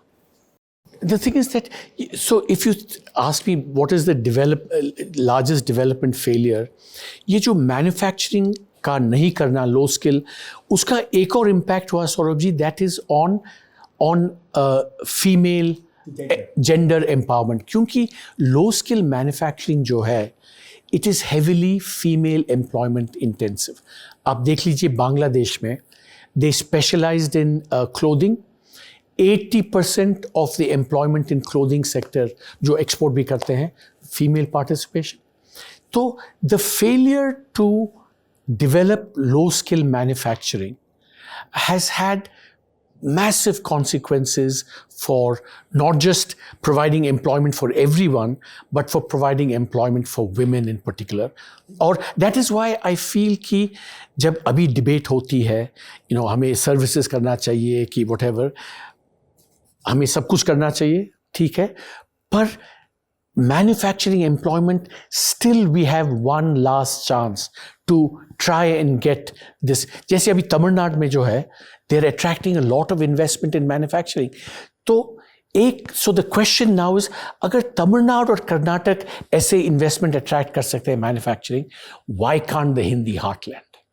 So that has to be, I think, a big development focus जो Hindi heartland में कहाँ अटका है? Political will नहीं है, reforms नहीं है, institutional level पे. Yeah. So shall we give you an honest answer, Devesh? Yes, please. And the honest answer is, I think हमारी politicians की imagination है, it is stunted, it is backward looking, it is habit है reservation. तो करते थे 50 साल, अभी भी reservation करो, करते थे caste census, अभी भी करो, subsidies देने हैं, अभी भी करो. बिहार के इलेक्शन में देखिए, बिहार said employment बढ़ानी है, क्या उनकी रिस्पॉन्स थी? गवर्नमेंट में हम एम्प्लॉयमेंट देंगे कि हर खानदान को एक नौकरी. संभव ही नहीं, संभव नहीं हो सकता. ये जो इन्होंने कहा, जो आपने पहले एक प्रश्न पूछा था, हेवी इंडस्ट्री, भारी उद्योग का जो एम्फोसिस था, world wide heavy industry has a very strong male labour. Steel plants, heavy machinery, shipbuilding. Light industry favors women. That choice of development strategy also for example textile, garments, leather footwear सब, हाँ। footwear, assembly, electronic assembly. So our development strategy जो थी, and why the best thing for female labor force to improve is not one more subsidy, one more law, but just get labor intensive manufacturing going. अपने आप the demand for women's labor will grow. सो इसमें एक चीज़, आपने जो प्रश्न पूछी है, देखिए पहले जब हम ये नहीं कर पाए, चाइना सब करती थी, कोरिया करती, बांग्लादेश, तो हम कह सकते थे इंडिया कर नहीं पाएगी। पर तमिलनाडु और कर्नाटक अभी जो अट्रैक्ट कर रहे हैं, we have examples within India. तो if I were running Uttar Pradesh और बिहार, मेरी जो फोकस होगी वो होगी, how do I get Foxconn factories in Bundelkhand, in Varanasi, in Jhumri Talaya? So that should be the focus to get. And देखिए, क्योंकि this is the thing, Tamil Nadu में जो wages हैं या कर्नाटक में wages हैं, they are very high. जो manufacturing India में आ रही है वो कर्नाटक तमिलनाडु में नहीं जाना चाहिए, वो यूपी, बिहार और मध्य प्रदेश में जाना चाहिए। कंप्लेन नाउ कि यार हमारे पास ब्लू कॉलर वर्कर बचे नहीं, सब व्हाइट कॉलर हो गए। In fact those workers from thing they are in fact Tamil Nadu में जो फैक्ट्रीज है वो हिंदी हार्टलैंड से आ रही है। I met Bihar, Jharkhand fellows working in Tamil Nadu garments industry, denim की वो बनाते हुए वहां पे हैं, वो पूरा माइग्रेशन। आप हिंदी हार्टलैंड, लेकिन आप बंगाल की देख लीजिए, बांग्लादेश का एग्जाम्पल है, नेक्स्ट डोर सेम कल्चर। कभी ममता बनर्जी ने कहा है अगर बांग्लादेश गारमेंट इतना कर सकता है, हम क्यों नहीं कर सकते? वो तो फॉक्सकॉन नहीं है, वो तो domestic garment manufacturer. This is just political imagination. क्यों नहीं ये कहते हैं कि employment, jobs, big factories, female employment, ये हो अब क्या देते हैं, अब कैश ट्रांसफर, सब कैश ट्रांसफर दे रहे सबको, एंड सो ये जो कैश ट्रांसफर का जो फिनोमिनन है, it is worth reflecting upon a little bit. क्यों कैश ट्रांसफर हो रहा है? देखिए, politicians know that people don't trust them. Mostly, there are exceptions all this. पर कैश ट्रांसफर में ये है, सरकार कह सकती है मैं दे रहा हूं, और it reaches the people and people से कि हाँ मिल रहा है, और सिटीजन्स कहते हैं बाकी होने वाला है या नहीं, कम से कम कैश ट्रांसफर तो जो मिला वही जो मिला वो ले लो। और इक्वली सरकार क्यों ये देती रहती है? They probably also realize कि बाकी सब करना बहुत मुश्किल है, तो अगर वो नहीं कर पाएंगे तो हम कैश ट्रांसफर ही दे दो। So, इस पर मैं पूरा इनसे सहमत नहीं हूँ, पार्टली सहमत। देखिए, इमेजिनेशन की बात हो रही थी। जब भी अब मैं किसी शहर में जाता हूँ, मैं सबसे पहले देखता हूँ कि फुटपाथ कैसे बनाए। फुटपाथ ठीक से बनाना कोई ज़्यादा कठिन काम तो नहीं है। शहर में गरीब लोग तो ज़्यादा ही चलते हैं। अगर आप कहीं चलना भी चाहें, हमारे फुटपाथ तो कहीं तो होते ही नहीं, और जहाँ होते भी हैं तो ऊबर खखाबर। उसमें हम हाईवेज़ पर कितना पैसा खर्च कर रहे हैं। किसी पॉलिटिशियन ने कहा है कि कम से कम हम ठीक से फुटपाथ तो बना सकते हैं, इसमें तो कोई इतनी कठिनाई नहीं है। आप बताइए किस शहर में आप गए हैं जहाँ आपने कहा है कि मैं जो हूँ, जैसे अगर आप यूरोप में जाइए, कोरिया में जाइए, चाइना में जाइए, आप आराम से चल सकते हैं। बहुत उससे एक्सरसाइज भी हो जाती है, धूल नहीं होती है। But Devesh, but politician, from a politician's point of view, the pay off, political pay off from building a footpath versus giving cash transfer, that is partly there, but I think we are ourselves sort of underestimating that citizens never care. And there's a lack of good political communication, because you can sell footpath as well. Exactly. That is about marketing. No, partly it is also about marketing and ownership. See, when you talk of imagination, of the basics thing, कि देखिए आप जो है, अब जो है 20 minute market है, आपको रिक्शा नहीं लेनी है, आप आराम से जा सकते हैं, पैसे नहीं खर्च कर सकते। अगर आप जाइएगा तो ऑब्स्टिकल कोर्स नहीं है। ये धूल नहीं उड़ रही हाँ, है। ये तो imagination is also how you is not about what you build but how you market it. No, but it's- Imagination is both. See, but I don't disagree. But the point is, it's much more difficult. This I don't agree. No, I mean, cash bhejna is so easy.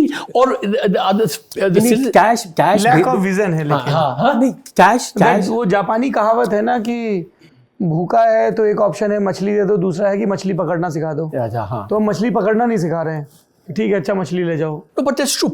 But the political imagination, at least now, jab examples within India of success, at least those should now be emulated more seriously. Professor साहब ये कह रहे हैं कि हमारे और आपके जो नेता हैं उन नेताओं में दृष्टि का, बुद्धिमत्ता का, साहस का, संकल्प का और उस प्रगतिशीलता का जिसमें उनको पता है कि तुरंत फुरत नतीजा नहीं मिलेगा, तुरंत फुरत राजनीतिक लाभ भी नहीं मिलेगा, जिंदाबाद भी नहीं होगी, लेकिन लॉन्ग टर्म में, लंबे समय में दीर्घकालिक असर होगा, दीर्घकालिक फायदा होगा, एक जनरेशनल शिफ्ट होगा, पीढ़ीगत उसके फायदे होंगे जो उत्तर भारत के नेता नहीं दिखा पा रहे हैं। और उत्तर भारत ने जैसे एक और हमने किताब में लिखा है द पब्लिक लाइब्रेरी है। आप बहुत शहर जाते हैं, किस शहर में आप पब्लिक लाइब्रेरी गए जहां आपने सोचा मैं यहाँ बैठकर कुछ पढ़ सकता हूँ? प्रोफेसर ये मेरा ना सबसे फेवरेट टॉपिक है और usually we avoid discussing ourselves. मैं जब पहली बार न्यूयॉर्क गया, मैनहट्टन गया, and when I saw their library and those two lions sitting outside the library, अंदर दानदाताओं की सूची में कुछ भारतीयों के भी नाम लिखे थे और मेरे मन में आया कि दो चीज़ें कि यार ये भारतीय अपने शहरों में लाइब्रेरी नहीं बना रहे हैं, पहली चीज़। फिर बॉस्टन गया, हार्वर्ड गया, बॉस्टन की लाइब्रेरी कितनी कमाल की, क्या खूबसूरत और क्या क्या वहाँ अंदर चीज़ें। तो चूँकि समाज की बात आ रही है तो मैंने एक संकल्प लिया, आज से 2-3 साल पहले की बात है, कि मुझे ज़िंदगी में जो कुछ मिला किताबें पढ़ के मिला। और मैं बुंदेलखंड से आता हूँ, तो हमने अपने गांव में एक लाइब्रेरी बनानी शुरू की and as we speak Vasant Panchami तक हम उस लाइब्रेरी को शुरू कर देंगे। बिग लाइब्रेरी, इसमें बच्चे आए तो ये जब इसका 6th ऑफ ह्यूमैनिटी का एक एडिशन हो और इसका हिंदी अनुवाद जब आ जाए तो वो भी हो और उनको दिखाया भी जाए कि देखो ये 2 मास्टर साहब हैं चश्मा लगाए, ये अमेरिका की राजधानी में पढ़ाते हैं, तुम पढ़ोगे तो तुम भी पढ़ा सकते हो वहाँ जाके। That aspiration.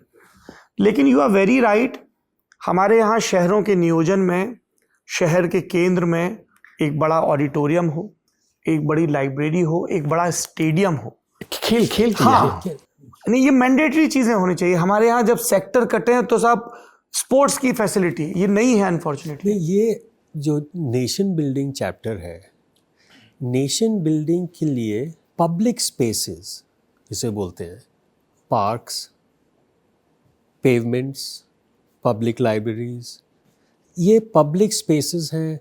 सब धर्म के लोग आते हैं, सब जाति के लोग आते हैं।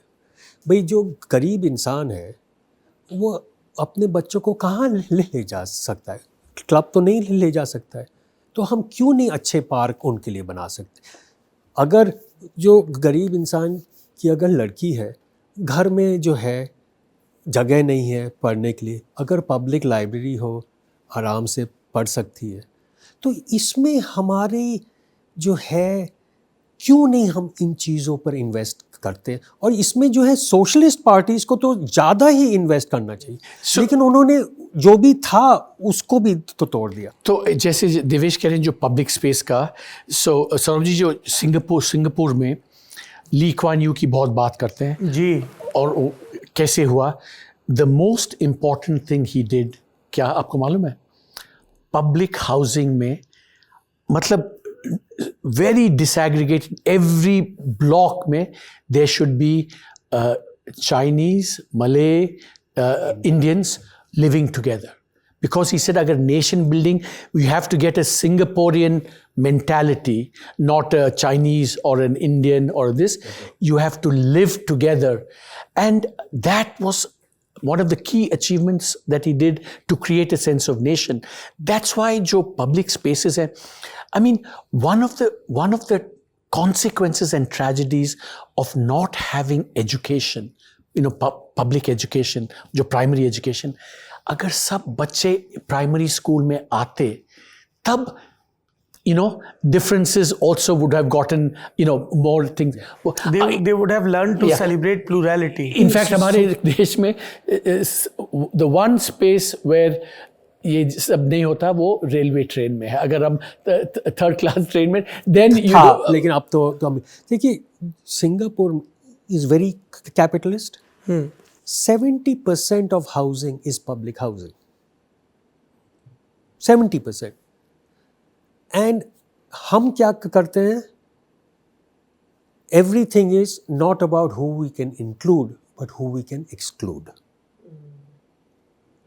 इस मंदिर में ये नहीं आ सकता, यहाँ इस रेजिडेंट सोसाइटी में आप नॉनवेज अगर खाते आप नहीं आ सकते हैं, अगर आप इस धर्म के हैं नहीं आ सकते हैं. And cities were supposed to be a melting pot. But that is why Ambedkar ji had said, right, that we must be more urban, because urban में you walk, nobody knows who you are. गाँव में तो everybody knows who you are. So this idea of nation building and thinking about inclusive public spaces, इस पर हमने बहुत कम ध्यान दिया है.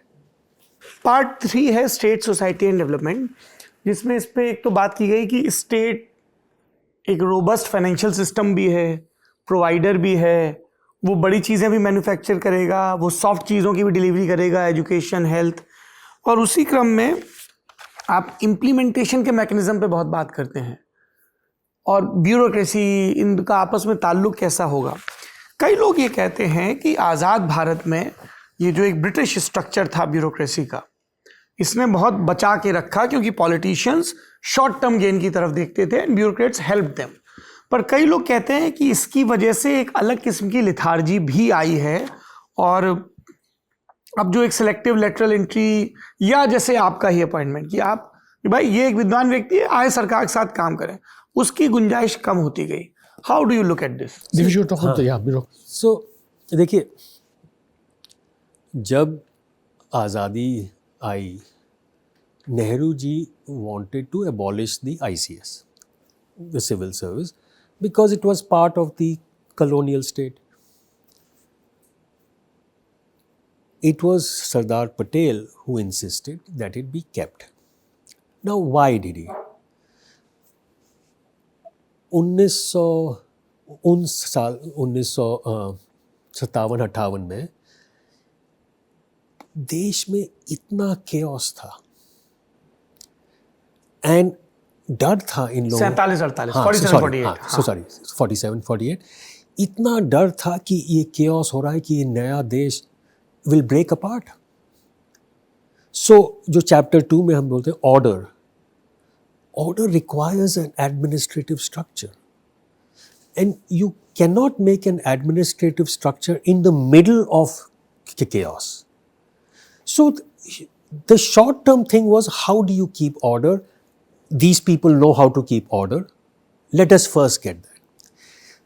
The mistake जो we ascribe to Pandit Nehru or Sardar Patel is mistaken in that they were acting on what was needed at the time.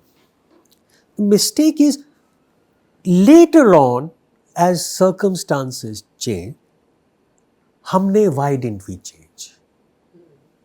See, you have to evolve, right? We know that any organism that doesn't evolve with its context eventually dies.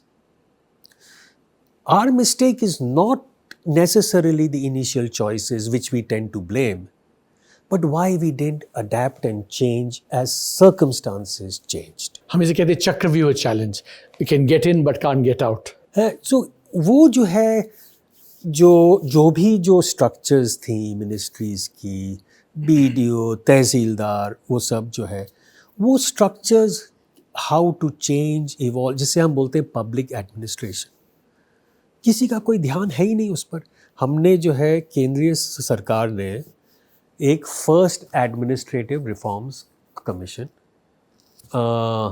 Morarji Desai तब कांग्रेस में थे, they were seeing, even the civil service was seeing in 1967 कि things are going badly. That is why शायद 12 या 14 volume की report थी, 600 plus recommendations. Hardly any were accepted. Second Administrative Reforms Commission happened under UPA 1 in 2004. Again, अच्छी सी 8-10 volume की report है. It points out all the problems. It points out solutions. Nothing happens. So, I mean, the key thing in this is not that we were not aware of the problems, but what is it that prevents us from change? So एक चीज़ आपने कहा क्यों implementation पे बात करी थी. So there is one dimension to this that जब हम रूल बनाते हैं, इतना कॉम्प्लेक्स रूल बनाते हैं दैट उसका इम्प्लीमेंटेशन तो होना ही खराब है.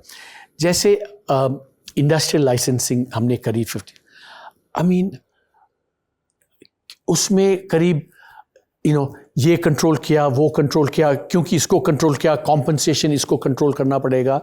And every rule and thing became so complicated to administer that it led to bad implementation, but it also led to corruption. So जो इनिशियली जो करप्शन हुआ है, it also comes from this corrupt this complicated design. Every sphere. हम एक उदाहरण देते हैं. So हम कहते हैं अगर माई बाप सरकार हमारी डिफ़ॉल्ट आइडियोलॉजी है सोसाइटी की, complexity of rules is our standard operating procedure. तो हम towards the end हम कहते हैं कि ये जो फर्टिलाइजर सब्सिडी रजीम हमारी है, देखिए एक्चुअली मैं एक उदाहरण देता हूँ बेटर. तो मैं जब चीफ इकोनॉमिक एडवाइज़र था, मिस्टर नीतीश कुमार से मिलने गया था 2017 में. बहुत लंबी हुई, पर उसमें मैंने कहा नीतीश जी, जो इलेक्ट्रिसिटी है, कितने आप टैरिफ्स लगाते हैं इलेक्ट्रिसिटी सेक्टर में? तो उन्होंने कहा नहीं, करीब 2-3 व्हाटएवर 4 टैरिफ्स. तो मैंने कहा नहीं हो ही नहीं सकता. 2 IAS ऑफिसर बैठे थे. He turned to them said, अरे बताइए कितने टैरिफ्स हैं? तो उन्होंने कहा टैरिफ्स का मतलब कितने रेट्स लगाते हैं हम इलेक्ट्रिसिटी में ना, कि अगर आप हाउस होल्ड है तो किसान इस्तेमाल के लिए गांव में कितनी, शहर में इंडस्ट्रियल में कितनी, एग्जैक्टली, और लो टेंशन, हाई टेंशन. तो उन्होंने जो बैठे हुए थे उन्होंने कहा सर पता नहीं 10 या 15 हम अभी फ़ोन करेंगे. तो 10 मिनट बाद फ़ोन आया वहाँ से जिन्होंने से कंसल्ट किया कि हाँ करीब 20-25 टैरिफ्स है, मतलब रेट्स है. तो मैंने कहा नीतीश जी हो ही नहीं सकता, और मैं चला गया. नेक्स्ट डे ही, to his credit, he rang me and said, Arvind ji आप बिल्कुल सही हैं, हमारे इसमें करीब 100 से 150 tariffs, tariff rates in, and this is true even today in almost every state. कम से कम 50 या 60 या 100 टैरिफ रेट्स है. अब आप इसको एडमिनिस्टर कैसे करेंगे? और एडमिनिस्टर करेंगे तो इसमें कितना, मान लीजिए कितना करप्शन होगा. आपको कोई इंस्पेक्टर आता है पढ़ने के लिए तो आप कहेंगे ये मैं ये नहीं हूँ. सो सिमिलरली आप फर्टिलाइज़र का रेजिम, आप ये जो हमारे गॉड्स हैं सब धर्म के, अगर आप वो मिल के आए और कहे ये देखते हैं ये फर्टिलाइजर सब्सिडी रेजिम, वो कहेंगे तुसी ग्रेट हो. ये इंडियन स्टेट की जो क्रिएटिविटी है, जो कॉम्प्लेक्सिटी क्रिएट करने में, और that is the fertiliser regime today. अभी भी आप देखेंगे फर्टिलाइजर में या इलेक्ट्रिसिटी में. सो अगर आप ऐसा कॉम्प्लेक्स डिज़ाइन ही करेंगे तो इम्प्लीमेंटेशन आपका कैसा आसान सरल होगा? तो इसमें एक चीज़ में, ये तो इम्प्लीमेंटेशन जो है is poor implementation because of poor policy design. फिर जो है is a more basic on the ground reality, जो 1960 से जो है रिपोर्ट्स में है. हर 2 चीज़ें, हर ऑफिस में लार्ज वैकेंसीज, हर BDO का हो, तहसीलदार, 25-40% vacancy across the country in many, which is strange because you think कि Everybody wants a government job. Politicians want to say कि हमने नौकरियां दी. Yet इतनी vacancies. Second is transfers. चाहे पुलिस वाला हो, चाहे BDO हो, चाहे DM हो, हर 1.5-2 साल ट्रांसफ़र. 6 महीने, 8 महीने, 10 महीने. तो अगर आप डिस्ट्रिक्ट में देखिए, to get serious things done around land or big issues, you need BDO, Tehsildar, SDM and DM to sit down together. In almost no state do the 4 meet as a team for more than a year because one of them is transferred all the time. True. अच्छा, आप world bank की reports देख लीजिए, Indian railways, हर बारी team आती थी तो जिससे मिलना था वो ट्रांसफ़र हो गया, फिर से नेगोशिएशन स्टार्ट हुए. मैं स्टेट गवर्नमेंट्स को एडवाइस करता हूँ 6 महीने बाद एक अच्छा IAS ऑफिसर रहता है, बड़ी अच्छी बात चलती है, 6 महीने बाद वापस आता हूँ कोई और.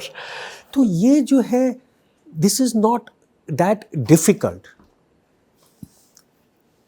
इस किताब में हम दिखाते 60 साल से सबको ये मालूम है कि इससे कितना डैमेज हो रहा है. चाहे सोशलिस्ट हो, चाहे BJP हो, कांग्रेस हो, कम्युनिस्ट हो, ये continues to be the case. Every department, every level. एक आखिरी जो सेगमेंट है नेशन ऑफ इंडिया, उसमें एक बात आपने कही कि इनइक्वालिटी बहुत है सोशल लेवल पे, फाइनेंशियल लेवल पे, within the state and then in between states. तो इसको दूर करना है, क्योंकि जब तक इसको फिक्स नहीं करेंगे तो नेशन बिल्डिंग रैलियों में, नारों में तो बहुत आसान से हो जाता है कि देश बोल के कुछ भी टिका दो.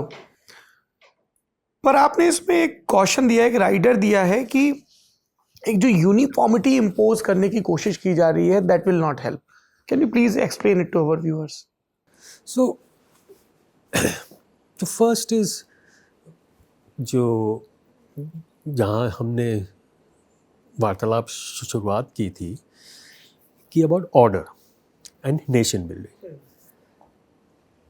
जो वेस्टर्न एक्सपीरियंस था of nation building was based एक धर्म, एक लैंग्वेज है. हमें मालूम था कि ये यहाँ पर संभव नहीं है. हमने यूनिक पाथ लिया, डिस्टिंक्टिव पाथ, जो जिसे हम बोलते हैं प्रिकॉशियस पाथ, कि हम नेशन बिल्डिंग डेमोक्रेसी से करेंगे, क्योंकि हम बहुत डाइवर्स हैं. और जहाँ भी नेशन बिल्डिंग, जो uniformity, all we have to look at is what happened in Pakistan. There they said one language and it breaks apart, right? Soviet Union, Yugoslavia, problems in Sudan, large countries, if you try and impose uniformity where there is so much diversity, it is really asking for trouble. तो जब 1960 में एक काफ़ी जो है देश में उथल पुथल हो रही थी, एक कमिटी वाज फॉर्म्ड, उसकी report you should read sir some time, called committee for emotional integration. है कि जो है that nation building is not done in hardware but in the minds of peoples.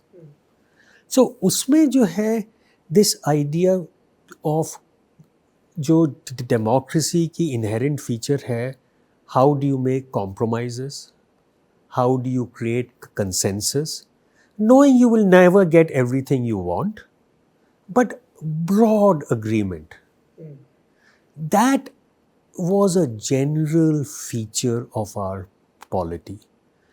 And jo we end the book, we say we have no prescriptions.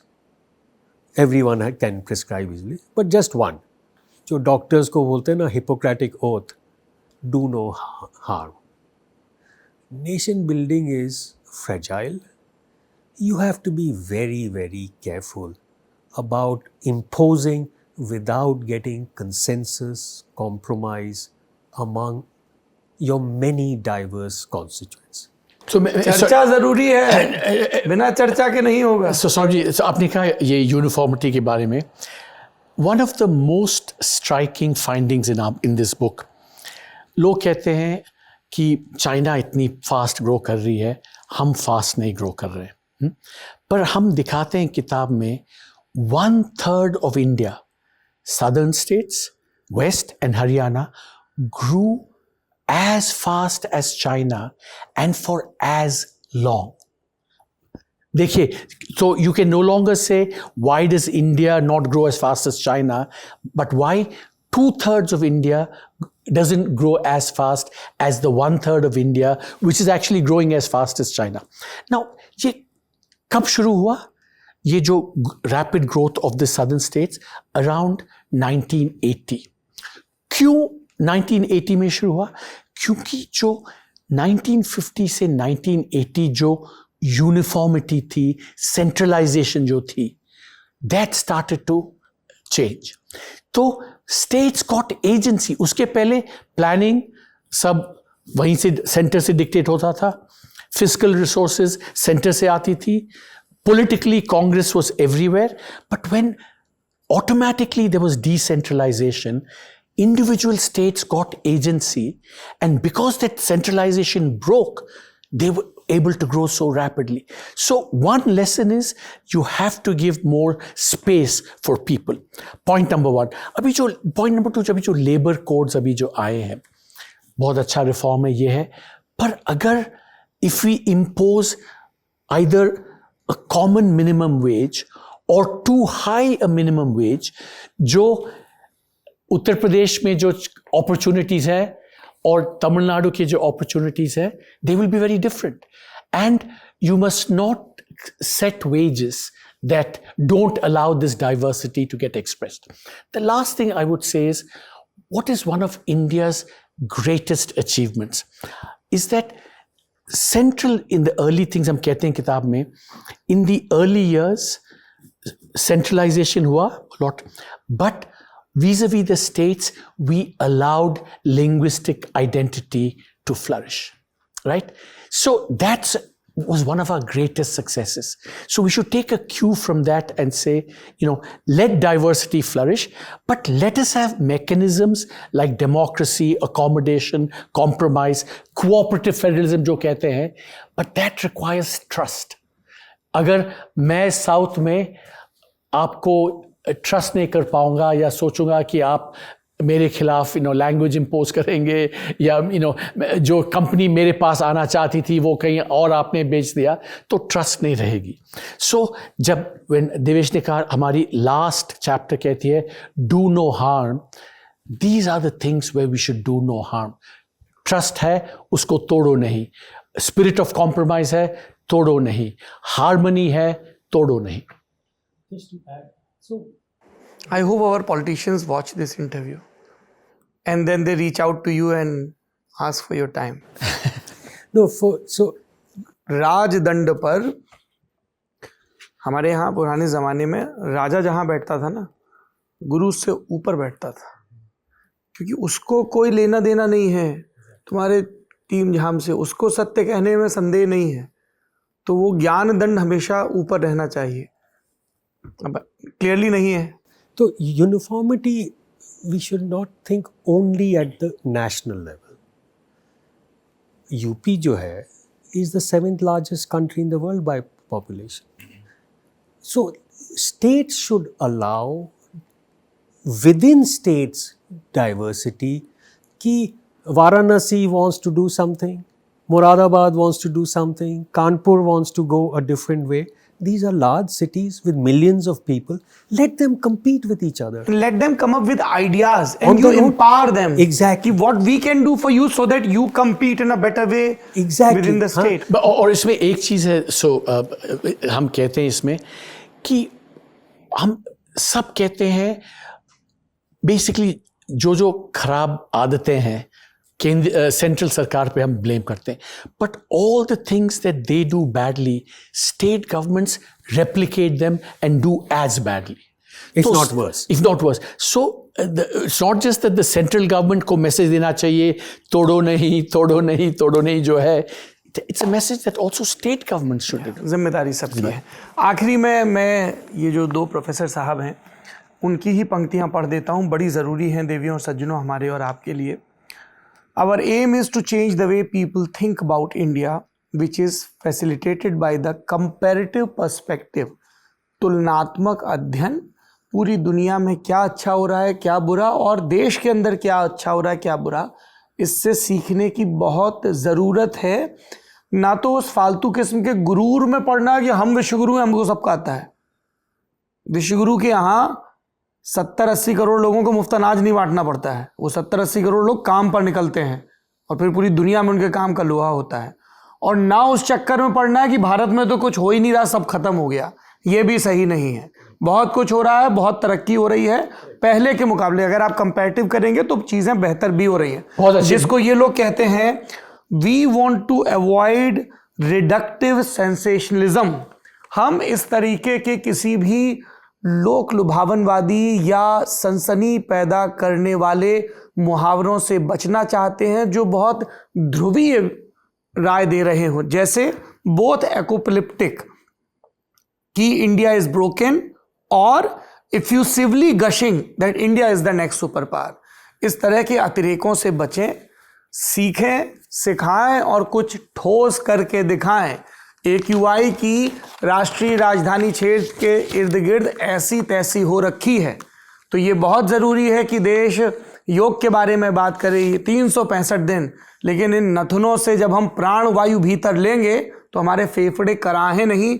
ये भी उनकी जिम्मेदारी है जो सत्यमेव जयते के नीचे खड़े होकर शपथ लेते हैं। आप दोनों लोगों ने इतना समय दिया, मैं बहुत शुक्रगुजार हूँ Arvind Subramanian sir and Devesh Kapur sir, and I hope and pray that we the journalist of Hindi heartland और जो किसी भी भारतीय भाषा में पत्रकारिता कर रहे हैं वो आप और आपके जैसे प्रोफेसर से लगातार हम अपनी अपनी मादरी ज़बानों में बात करते रहें, ताकि कैमरे के उस पार जो लाखों करोड़ों दर्शक हैं उनकी चेतना में इजाफा हो और थोड़ा उनको एक शेकिंग मिले कि अरे इतना कुछ हो रहा है। और मतलब कितनी बुनियादी चीज़ है कि जब दुनिया ये डिक्लेयर करने को थी कि सबसे ज़्यादा अनपढ़ लोग भारत में, तब भारत की चेतना जागी कि स्कूलों में बच्चे भेजने। So thank you so much, I am very honoured कि आप लोगों ने इतना वक्त निकाला, and my gratitude for writing this book, A Sixth of Humanity, Independent India's Development Odyssey। Hopper ने इस किताब को छापा है, सिर्फ 1299 रुपए कीमत है। 1,30,40 हज़ार के लगभग एक तोला सोना पड़ता है। आपके लॉकर में कितना सोना है क्या ही फर्क पड़ता है। 365 में 5 दिन ऐसे होंगे जब उस सोने का प्रदर्शन होगा, 360 दिन आपको, और उन 5 दिन भी इस मस्तिष्क को आभूषण की तरह अगर पहनना है तो ज्ञान में निवेश करिए, पुस्तकालय मांगिए, खेल के मैदान मांगिए, और सिर्फ मांगिए नहीं, मांग की पूर्ति करने वाले भी बनिए। आप देख रहे हैं किताब वाला, बहुत बहुत शुक्रिया। यहाँ कबूतर एक पंख से उड़ता है और दूसरे से अपनी इज्जत बचाता है।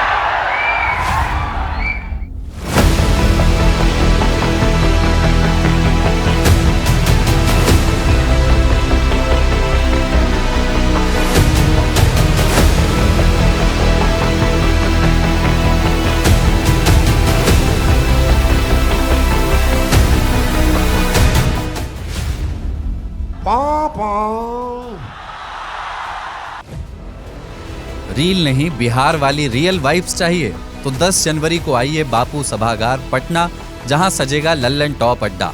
thelallanTop.com खोलो, बैनर पर क्लिक करो और तुरंत करो रजिस्टर और पहुंच जाओ पटना के सबसे जबरदस्त अड्डे में।